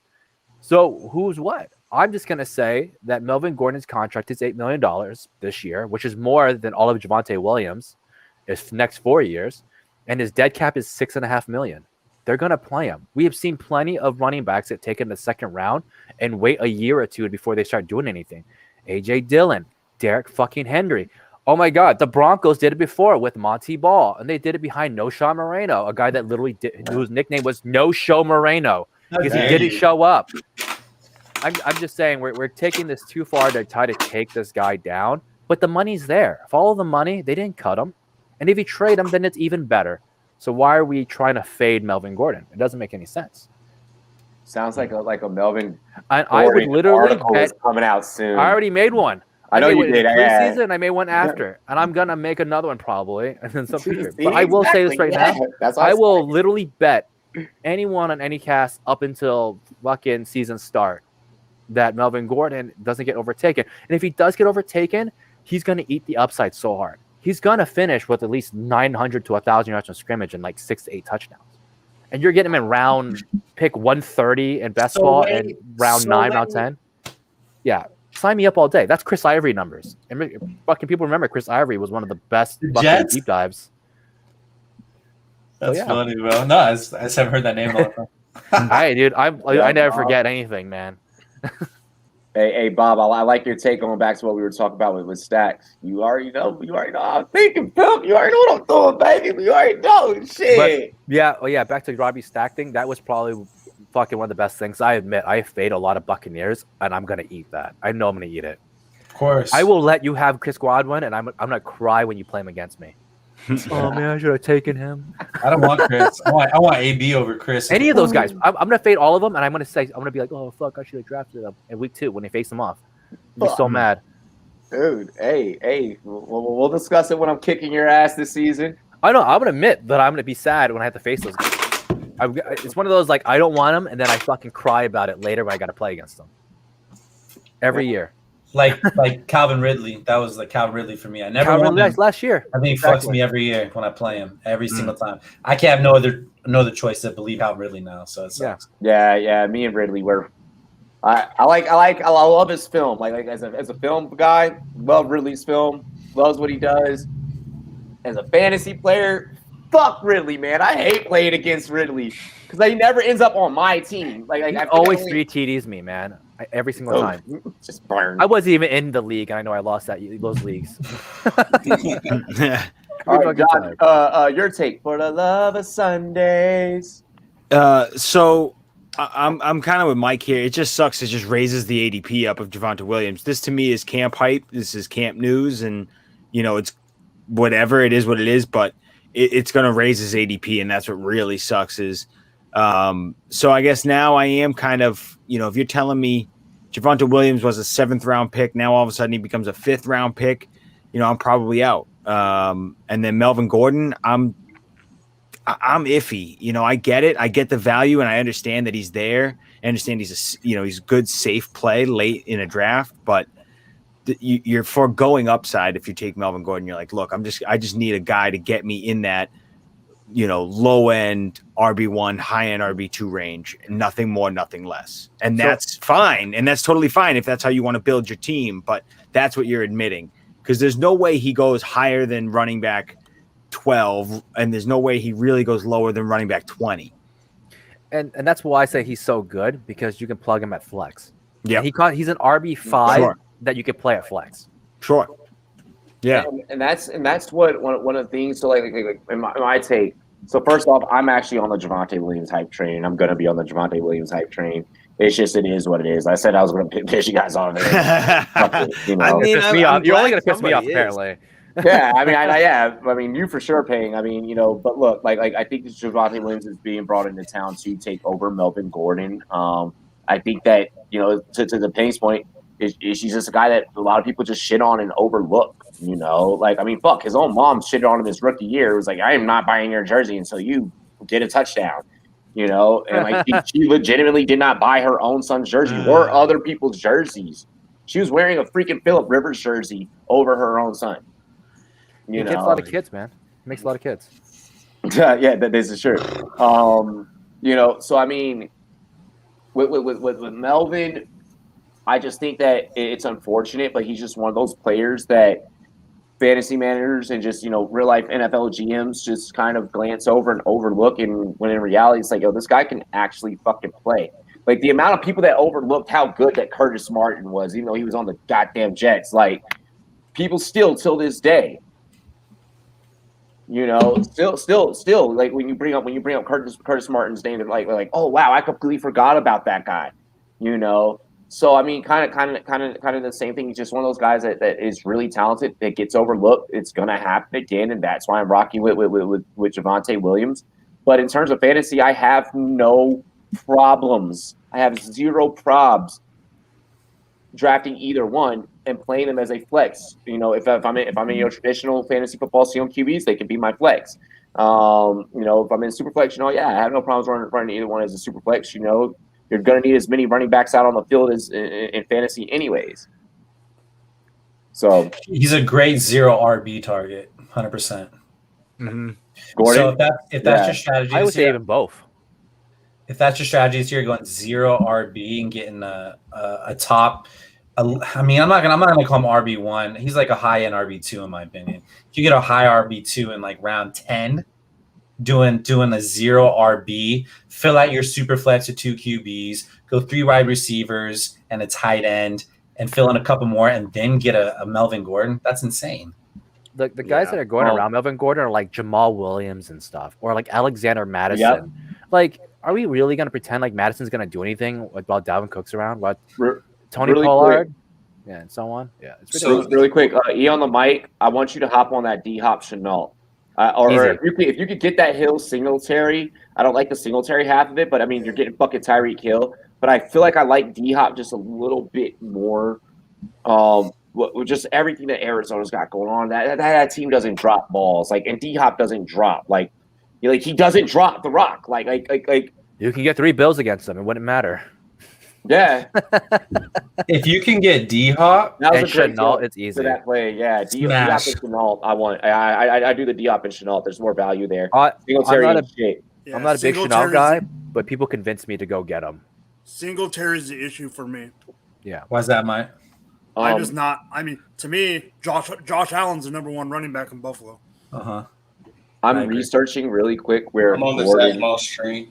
Where Gordon went in the Payday Showdown thing, because I want to compare it to what you were just stating. So he went 11-10 in Superflex. I know I see Don's face, and I have to admit with him, I'm not actually sold out on Devin Singletary either. I think we're kind of fading him a little too fast too. Dude, I'm so with Devin Singletary, it's like, bro, you're giving me 4.3 yards per carry, but you don't fall forward enough for me. Like, you don't get the fucking first downs that I need, bro. Yeah, he's rough, but here's the upside on Singletary. Zach Moss keeps getting banged up even in camp right now. If if he goes down, then Singletary becomes a great option. I'm not saying RB1 by any means. I like but RB2. He's a flex. He's a flex at best. I mean, but like Josh Allen, Vanilla Vic is the freaking running back in that offense. Vanilla Vic. That's good. I'll give it to you. That's good. A two-step like Denver, I don't want either in redraft. Williams, I will grab in dynasty. But do you see them going? Go ahead. Bob, to your sentiment, Bob. I don't know, man. I feel like I'd take a shot on either of these guys in Superflex redraft, right? Just because the value of which I'm getting them. You know, Williams is a 5th round type of guy. If Gordon's going to be there in the 11th, like, you know. The way I look at those guys is the way you should look at 2014 Giovanni Bernard, Jeremy Hill. They went in these kind of weird, funky rounds, but they were putting up double RB2 numbers every week. And then when one guy happened to vanish, which was Bernard, Jeremy Hill won people's seasons. And just to touch back on the Devin Singletary, we spent a little too much time on Bills running backs right now. I feel like in my world this season, this is how I envision it going down. With Emmanuel Sanders and Stephon Diggs, they're going to get a lot more points, in my opinion, because I feel like Sanders is a little upgrade over John Brown. But that being said, at the goal line, you're looking at a Josh Allen TD fest with a sprinkle and a Zach Moss. So if you need a volume running back going to get you a lot of touches, I would go Devin Singletary. He's not going to score a lot of touchdowns, but he's going to get more of the volume, in my opinion. He had 900 yards last season, man. People forget that. 900 scrimmage yards last season. Just he didn't have the touchdowns. He gets 6 touchdowns. They talk about him differently. He gets 2 instead. Yeah. I want to tie back into the Melvin Gordon thing is would y'all rather have James Conner or Melvin Gordon? Because I've seen Melvin Gordon. I was going to say excluding peeing from the question. I'm fucking sorry. James Conner can't do shit right now. But like James Conner is in that role with Chase Edmonds. Well, he's not in the same role, but Chase Edmonds isn't the guy that you can see carrying the rock for the Cardinals the whole season. Is anybody with me with James Conner, or am I the only one? He'll fall in the end zone a couple of times and take from Edmonds. I think the top 2 handcuffs is going into this year. I'm not talking about Kareem Hunt or anything. I'm looking at Kenyon Drake and James Conner to take over those backfields. Luke, John. If either of those RB1As go down, Kenyon Drake and James Conner are league winners, in my opinion. But as far as Chase Edmonds, I think he's going to take the bulk of those carries. All right, I want to disagree with Don Corleone on one thing. There's not a league winner at running back on the Oakland or on the Las Vegas Raiders because John Gruden does not know how to use them. Hey man, it's your division. You might be right on that one. He just doesn't. I just don't trust John Gruden with the running back. With the running backs, period. Chase Edmonds season. I mean, Josh Jacobs basically had 300 touches, so I mean, I'm fine with it. I'm not mad at it. Even if it's 300 shitty touches, it's 300 touches. I'll take that all day. Was he like what was Jacobs like 12 or 13? He finishes RB9, RB8. Okay, so for a game. Exactly, E. So you're already thinking ahead. Let's go ahead and get into the next topic. We went a little off the rails there. I had to handle a text. So that's blame it on me. I just love Melvin Gordon, man. No, you're good. You're good. You're good. And Devin Singletary, sorry. So Cowboys fans had a panic attack as Dak Prescott dealt with a mild shoulder strain, but stated he knows that he'll be fine. All right. Should Cowboys fans and fantasy managers be worried? Yes. Are you asking? I mean, if you're asking the question, yes, they should be worried because you have an injury-prone player that you're the only question that you have is his health, and now he's showing that he's not healthy. So I'm worried, and I love the Cowboys, and I love the Cowboys offense to do big things, but this should stress you out a little bit. Kind of sucks. I know it's totally different than the foot than the ankle, but it's just another injury that it's another thing, just another thing that he's battling through. Even if he's, even if he says, "Oh yeah, I can go out there and play," I'm sure if it was week 1 tomorrow, he could probably play. But even if he's 70%, you don't want 70% of Dak Prescott. You want 100% Dak Prescott. So it just sucks. That's all. Toby? Wow. Okay, let's go. So last time I tried to talk about Dak Prescott, we just talked about my cutoffs the whole time. So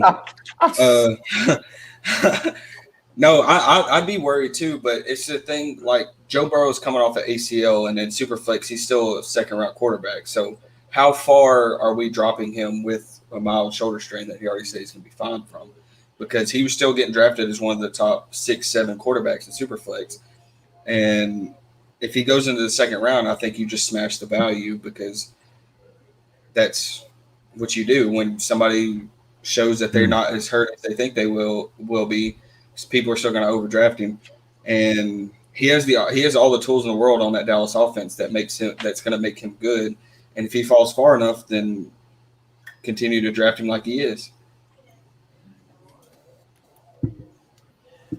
Plus, my cutoffs look great. I'm still they look amazing. Think amazing though.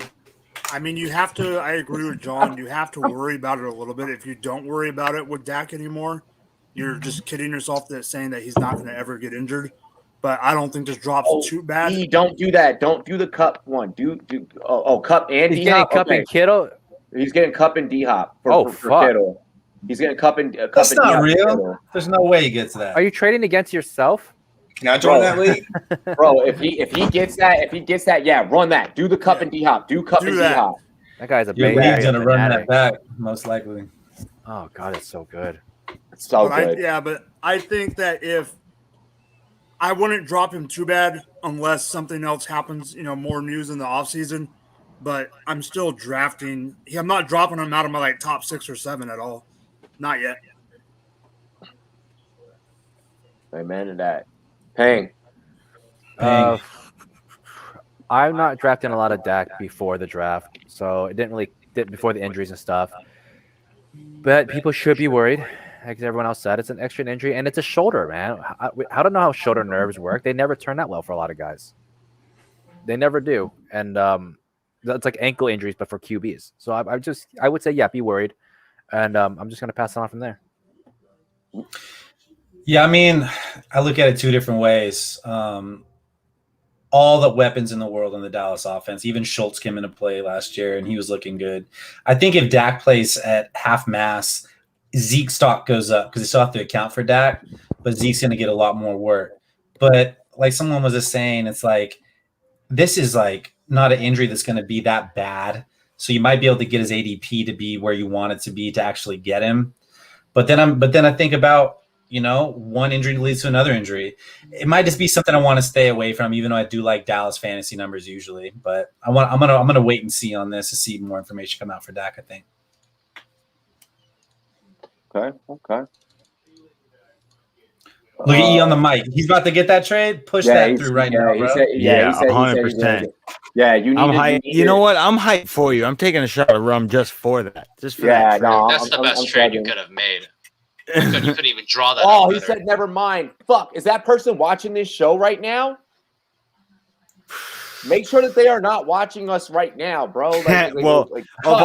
Although make sure they are watching us right now, but not watching us right now at the same time too. At the same time, yeah. Dude, that trade would have been so good. It's like watching your broken leg. We'd be cheering you on. Yeah, he's good tonight. Yeah. Hey, Robbie, is E on the mic in one of the SportsMe leagues with HoofTube? I don't know, but if he is, then that's an easy lead to take advantage of. Hey, yeah, thanks to Robbie, I missed my first 3 picks last week, man. I was so shit. Yeah. It's okay. Recover. I got Melvin Gordon. I got what's important. No, he's trying to finesse me with Cup and Chenault. No, you're not doing Cup and Chenault. You're sticking to your guns. And you're telling him to either A, he can go get fucked with that offer, or B, he's giving you D-Hop and Chenault or D-Hop and Cup. D-Hop and Chenault is probably the most likely trade that will go down. It's super equitable. That's an even trade. I would do that. I would say Cup and Chenault is also an even trade, but I wouldn't do it. I would say it's worth it. If you need a wide receiver, if you need one, just do straight up D-Hop or Hill.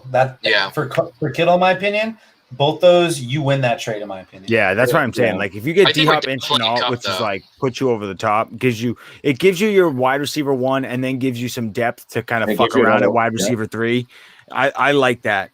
I would do D-Hop and Chenault. On the mic, can you link us your wide receivers again? Because I remember the way he posted it. It looked like he needed multiple receivers. Waddle. Yeah. It was Waddle, Fuller, Waddle, Cobb, Sutton. Waddle, Cobb, and Sutton. Fuller. So, because let me run this scenario to you guys. What's D Hop most likely going to put up for you? What do you think? 17 games. What do you think he's going to put up? Ranking wise, I think 1,300 yards, 1,300 yards, yards, 1,300 yards, and 10 plus touchdowns. Yeah, I got for 10. What does Cup give you then? Cup with Matt Stafford, Cup could give me a 1K yard season with 8 TDs. Probably give you 1,100 because remember 91K Yeah. 8. right? So you're looking at maybe 900 to 1,100 because he does do that almost every year, by the way, and about 8 plus touchdowns. And then you get Chenault, who is probably the favorite receiver, who can give you 9 and 7. That might be better than a solo Hopkins. If you're running around with fucking Randall Cobb and Waddle, who's injured, I would take the 2 guys. Yeah, take the 2. Take the 2 for the 1.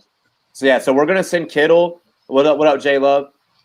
We're gonna So each we're gonna send Kittle in return. We're gonna take Chenault and D Hop. Yeah, it's either he takes that offer or he can go fuck himself. You still have. But if it goes downhill, I think the Chenault Cup isn't the worst because he needs more than one. If you only needed 1, don't even bother. But you do look like you need 3. Looks like you need 3 receivers. Yeah. He needs receivers like crazy. Yeah. But like I have no problem with the rest of these guys playing as 2s and 3s. You need to secure a 1. I would. I can't play Cobb right now, and I would be scared to play Waddle if he's already hurt. I'd be scared to fucking play Waddle and Cobb. Sutton would be the only one probably. Yeah. I'm assuming he's a 3 receiver league too. That's why I'm worried. I think he's in a 3 receiver league. Trying to play my interest in this is he's got Irv Smith, bro. There's no just tell him straight up. I'm giving you 12 personnel. You're gonna be able to run Kittle and Swerve and Urban. If anything, throw one of your fucking receivers at him. Give him Cobb. Hey man, Cobb's on good news right now. He's going back to Green Bay. Give him Cobb and Kittle, get Chenault and fucking Hopkins. Call it a day. Super doable. Super doable. All right. So J-Love. I don't even know if his audio is working. Silent love right now. There. Wait. I heard. It's the headphones. It's the headphones. Because I can hear everything else but his actual voice. All right, so we're gonna go ahead and let J Love get things fixed here, so he can give you guys his takes. It does appear though we have another topic to wrap up the show. It appears the Philadelphia Eagles expect Zach Ertz on the roster for Week 1. Ertz appears not happy at training camp. How should fantasy managers? Wow, why did my voice text put families? How should fantasy managers approach this when drafting either tight end from this team? I mean, Ertz is still there, and that kind of worries me about Goddard now. We'll start with you, Don. I like Dallas Goddard. I don't really think they have many weapons as far as a wide receiver goes. Travis Fulgham is my sleeper on that offense. They did draft the rookie, which I think is going to be the wide receiver 1. But in my opinion, if I was to approach this tight end room, I would probably go Zach Ertz as a late round handcuff and take another tight end early on if you're worried. But honestly, I think Dallas Goedert's going to get a lot of action. And Zach Ertz is going to be on the back burner. That's just my opinion. So I was having a conversation on Twitter, and like it's still up, it's still posted, and both Marcus and the homie Florio, we were all on the same page where I'm kind of like digging this Ertz sticking in Philly thing. Like I wanted Ertz to Buffalo, and I was really beating that drum. I still think that it can happen. But, I mean, Ertz ain't in Philly. I think that impacts Goddard. And as long as he's still in Philly, he's still a guy. You know, he's still fucking Zach Ertz. And I think that we should take that serious. Hey, J-Love, you got audio? Can you hear me now? Yes, sir. Yeah. Hey, let's go. Connecting my AirPods. I'm good now. All good. What's good, though? Long time no see for everybody. Yeah, long time no see, bro. Zach Ertz, Dallas Goedert. How are you feeling about Ertz being on the Eagles believing that Ertz will still be on the roster at the start of Week 1? I'm expecting him to hold out. I don't think he's going to be there. Dallas Goedert, I love though. market share, high targets. He was productive last year, even with Carson Wentz for most of the season, who was awful. Just want to see him build a connection with Jalen Hurts, and it'll be good. Okay. Tria says, "You're not that guy, pal. Trust me, you're not that guy." I love that thing. It's funny. All right, Toby, Mr. Cutoffs. Guns out. So I wasn't on Dallas Goedert because I don't like the Eagles' offense as a whole.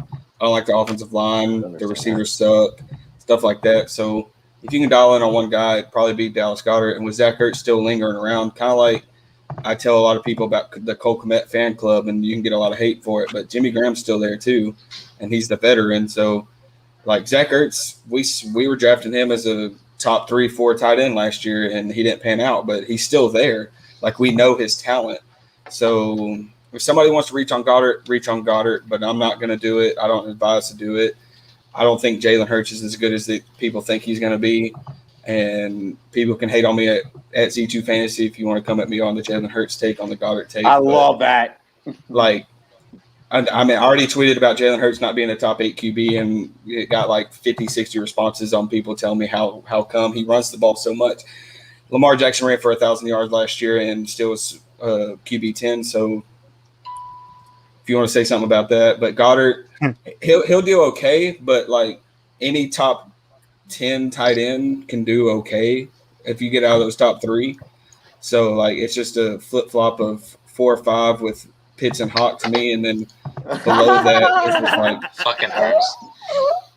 Everybody loves Hurts, I'm drunk. What up? Hurts was out at Nationals Park, one of the most beautiful parks in the whole entire MLB, and I loved it. I love seeing the pictures, man. Fucking love you, bro. I'm glad that you're having a good night.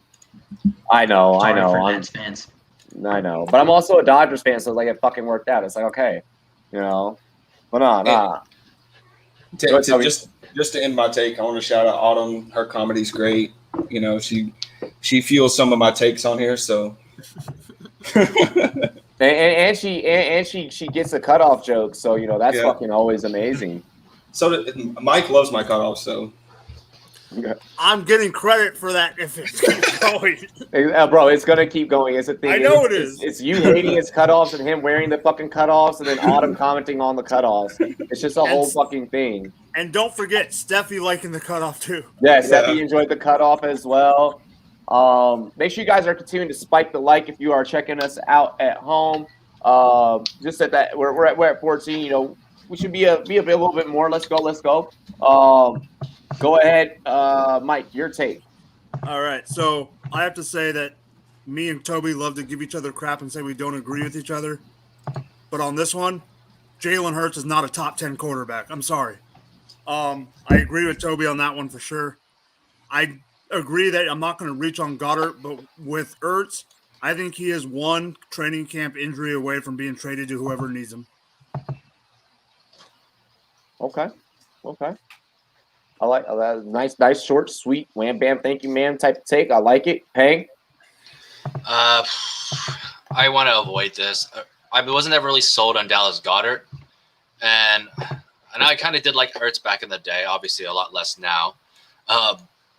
But if I have to take one, I'm assuming Dallas Goedert's ADP will drop, and maybe I could draft him normally. If he's like round 10, round 11, I'll take a shot and hope that Ertz holds out and leaves. And I think that's the best bet. I don't like either of them. I wouldn't do anything with it. I'd rather draft any other tight end at this point. But I do have a question for everybody. What do Dallas Goedert and Greg Hardy have in common? Oh, fuck. What? They both got knocked out in less than a minute, baby. Damn. I love the UFC joke. I love that you mixed that with the UFC joke. Oh, that was so good. Dallas Goedert got knocked out last year. People forget that. Yep, I know. You get his jaw broke? Oh, no, man. He was out at some restaurant. Yeah, I forget. I remember the security footage, though. He's at the He bar. was out at some restaurant, just got sucker punched at a bar, yeah. Was he sucker punched? I thought that he was like the guy hit him after Dallas Goedert tried to start something. I think the story was Not he really. got sucker punched. It kind of looked like Dallas. I mean, maybe he was looking at him and talking to him, but the guy just kind of hauled off and punched him out of nowhere. It wasn't like they were fighting and got knocked out. It was definitely like a one-punch situation where it was like, oh, shit, like caught me off guard. Him and Greg Hardy, both NFL players, who got knocked out in less than a minute. All right, I'm done. Moving on. Oh Your yeah, turn, Mr. okay. John. Yeah, for the love of Sorry, Sundays. my dog's losing his mind right now. No, so it's interesting. I'm kind of off on these guys as well. I think you're drafting them late enough in redraft and in dynasty that you're not tied to these guys. It's not that big of a deal. This is another piece of just kind of camp news. Like Zach Ertz isn't happy. Okay, great. Like, there's a lot of players who aren't happy. I think he's going to play week 1. He'll still be there. And it just muddies up the situation for Dallas Goedert. So it sucks. It sucks because you want to start relying on Dallas Goedert to be that breakout player, to be that top 5 tight end. I just don't think it's in the cards this year. I don't think it's in the cards really going forward. While they're together, they can both have some value, but neither one is going to be this sort of massive piece. They're just going to hold each other back.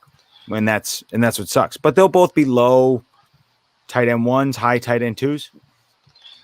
There was also a stat line that I forgot to talk about with regarding Jalen Hurts. And Alex Rollins, NFL, if you ever catch him, good stuff. He talks about how Jalen Hurts never targets over the middle. He was actually one of the least quarterbacks in the league that threw over the middle. Yep. And Which makes sense. That's how Fulgham became a thing. Yeah. Yeah. Which is even worse. Well, he always targets the left and the right hand side. He targets your wideouts. So Goddard's was already hindered by his QB play. Yeah. Based on trends. Maybe obviously Hurts can change and etc. But he was never known as the guy that went over the middle. So now it's even less. I want him. To round that out, that's the reason why Jalen Reagor wasn't successful last year. I know. Who has fallen from grace harder than Jalen Reagor, huh? Yeah, holy Jalen Reagor, bro. Yeah, man. Holy I was gonna make that a topic on the show sheet. Give me a player within the last 5 years that you were high on that ended up becoming a bust. Like mine was gonna be Jeffrey Okudah. He's not a bust though. He was hurt all last year. He was hurt all last year. Okudah and Greedy Williams. Deonta Foreman for me. I was so high on that guy.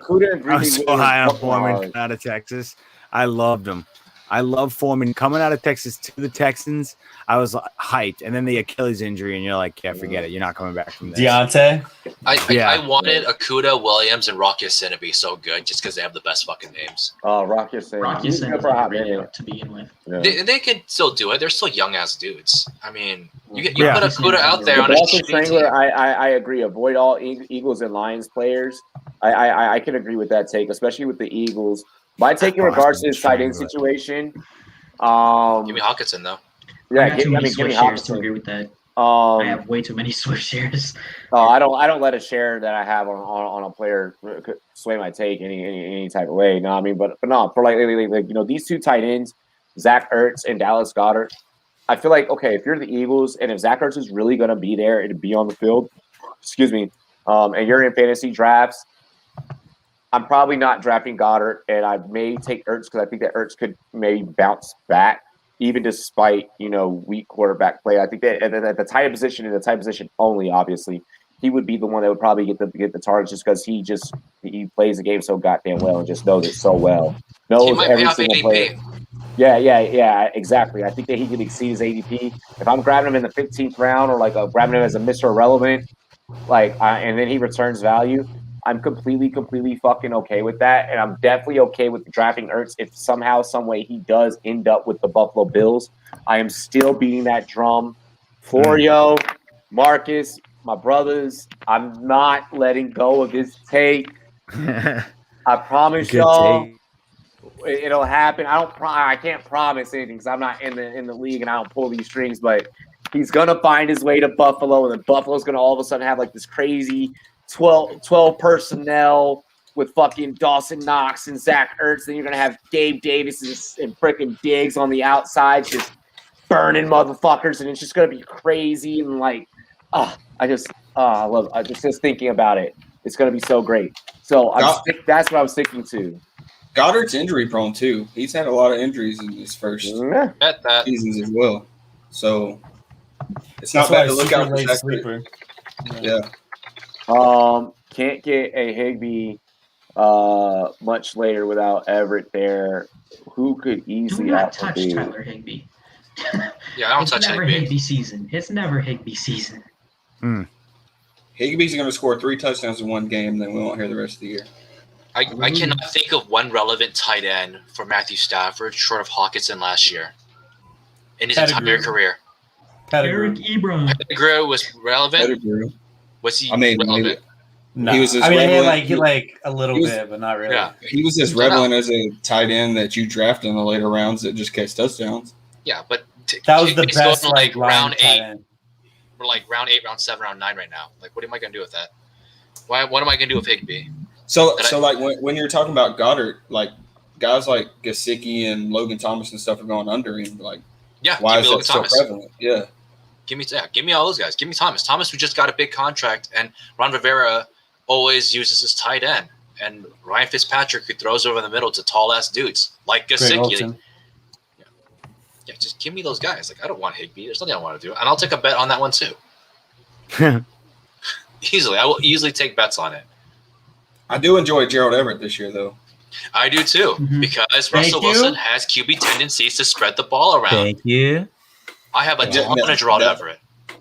I hate that he's on Seahawks right now because Don's sitting right next to me, but he's getting all the joy from me talking about Everett. I say Gerald Everett eats into Tyler Lockett though, more than people. Get all those Seahawks. Get them all. Yeah. Chris Carson in the 4th, 5th round. That's money. Smash that shit. Dude, that guy is the epitome of efficiency I've ever seen it. Oh my God, that dude literally touched the ball like 5 times. It was like 3 touchdowns. I'm like, are you kidding me? He's so good. He had one of the craziest stat lines in general. If you look at it as a stat board, like how often he actually touched the ball. All we do is talk about him. The Rams could be one of the best offenses, but I don't think it's going to be because of Higbee. Eagles could be one of the worst offenses in the league. Yeah, and I don't think it'll be because of Higbee. Yeah. Hey, that's been our show, ladies and gentlemen. If you are new to the channel, make sure that you do subscribe for more beers and shots and madness and everything like that. Tune into the Rumboyz Fantasy Network. Make sure that you guys spike that like button if you haven't already. Make the YouTube algorithm. Keep promoting us and keep sharing us to more new people. Y'all fucking make that algorithm love us. Keep sharing our content on all of your social media. Let's go ahead, get into some sign-offs. We'll start with J-Love at the bottom and work our way around. Cool. Follow me on Twitter at RumboyzJLove, and then I'm going to be getting back into my writing as soon as I quit my job, which will be Tuesday. So, yeah, last day of work on Tuesday, so I'll probably be writing. Yo, congrats. That's a good feeling. Oh, shit. Am I hosting the show now? I'm hosting the show now. Let's keep it going. This is Rumboyz After Dark After Dark. This is another edition. Here we go. This is where we start another show now. Another whole hour lined up. Fuck it. Let's just talk shit. Yeah, there he is.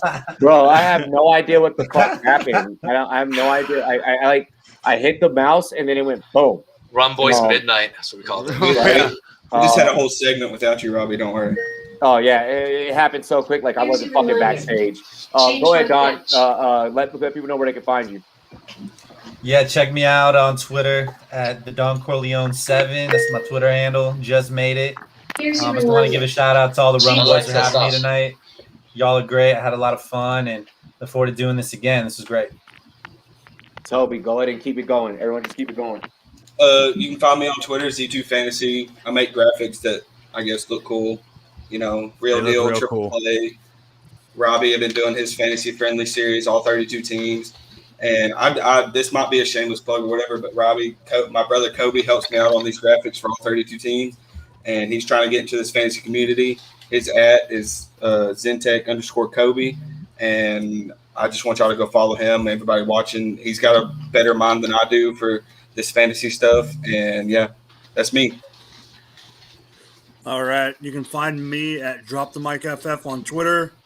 You can find my writing at goingfor2.com. And I am #team no cutoffs. No cutoffs. You can find me on Twitter at PanksPickFF. Also Fantasy Six Pack as I write for Best Ball or on SportsMe. And that's it. Yeah. SportsMe. John. You can find me at FTLS_JBats on Twitter. You can find the podcast For the Love of Sundays, kind of wherever you listen to podcasts. It's me and my buddy Brian. So Podcast goes well. Usually launch it we usually launch it on Sundays. We record on Saturday afternoon. So, yeah, tune in. It's great. It's basically just fucking wild times of the league that we play in and our rankings that we submit to fantasy pros that were, top 5 in accuracy. No big deal. I just want to, shamelessly plug myself there. So I do it, but it's, legit. We're not, I sound like a dumbass, but me and Brian kind of know what we're doing. And so that's pretty much it. Yeah, it's a great show. And so tune into that. And I got love for the Rumboyz. We're going to start doing a lot more work with the Rumboyz in terms of cocktails, rumologies, and Q&As, start sits. We're doing a whole bunch of shit. We got a lot of stuff behind the scenes that me and Robbie are working on. It's going to be a lot of fun.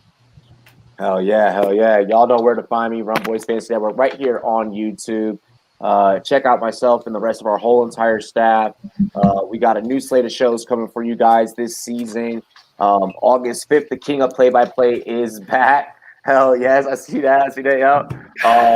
And yeah, get at me on the SportsMe app. Download the SportsMe app. Get at me on monkeyknifefight.com. Twitter at RumboyzR. Instagram, TikTok, all that other shit. Rumboyz spelled a Z-N-E-T. Y'all know where to find me. Y'all know who it be. Cheers to me. Cheers to you, all the Rumboyz and girls. What it do? Dilly, motherfucking Dilly. Much love to our whole crew. Y'all appreciate us. We appreciate y'all. We love y'all. Hey, if you love me, I love you back. If you hate me, well, I still love you. And I hope that you have a great life. Peace, y'all. Peace. Peace.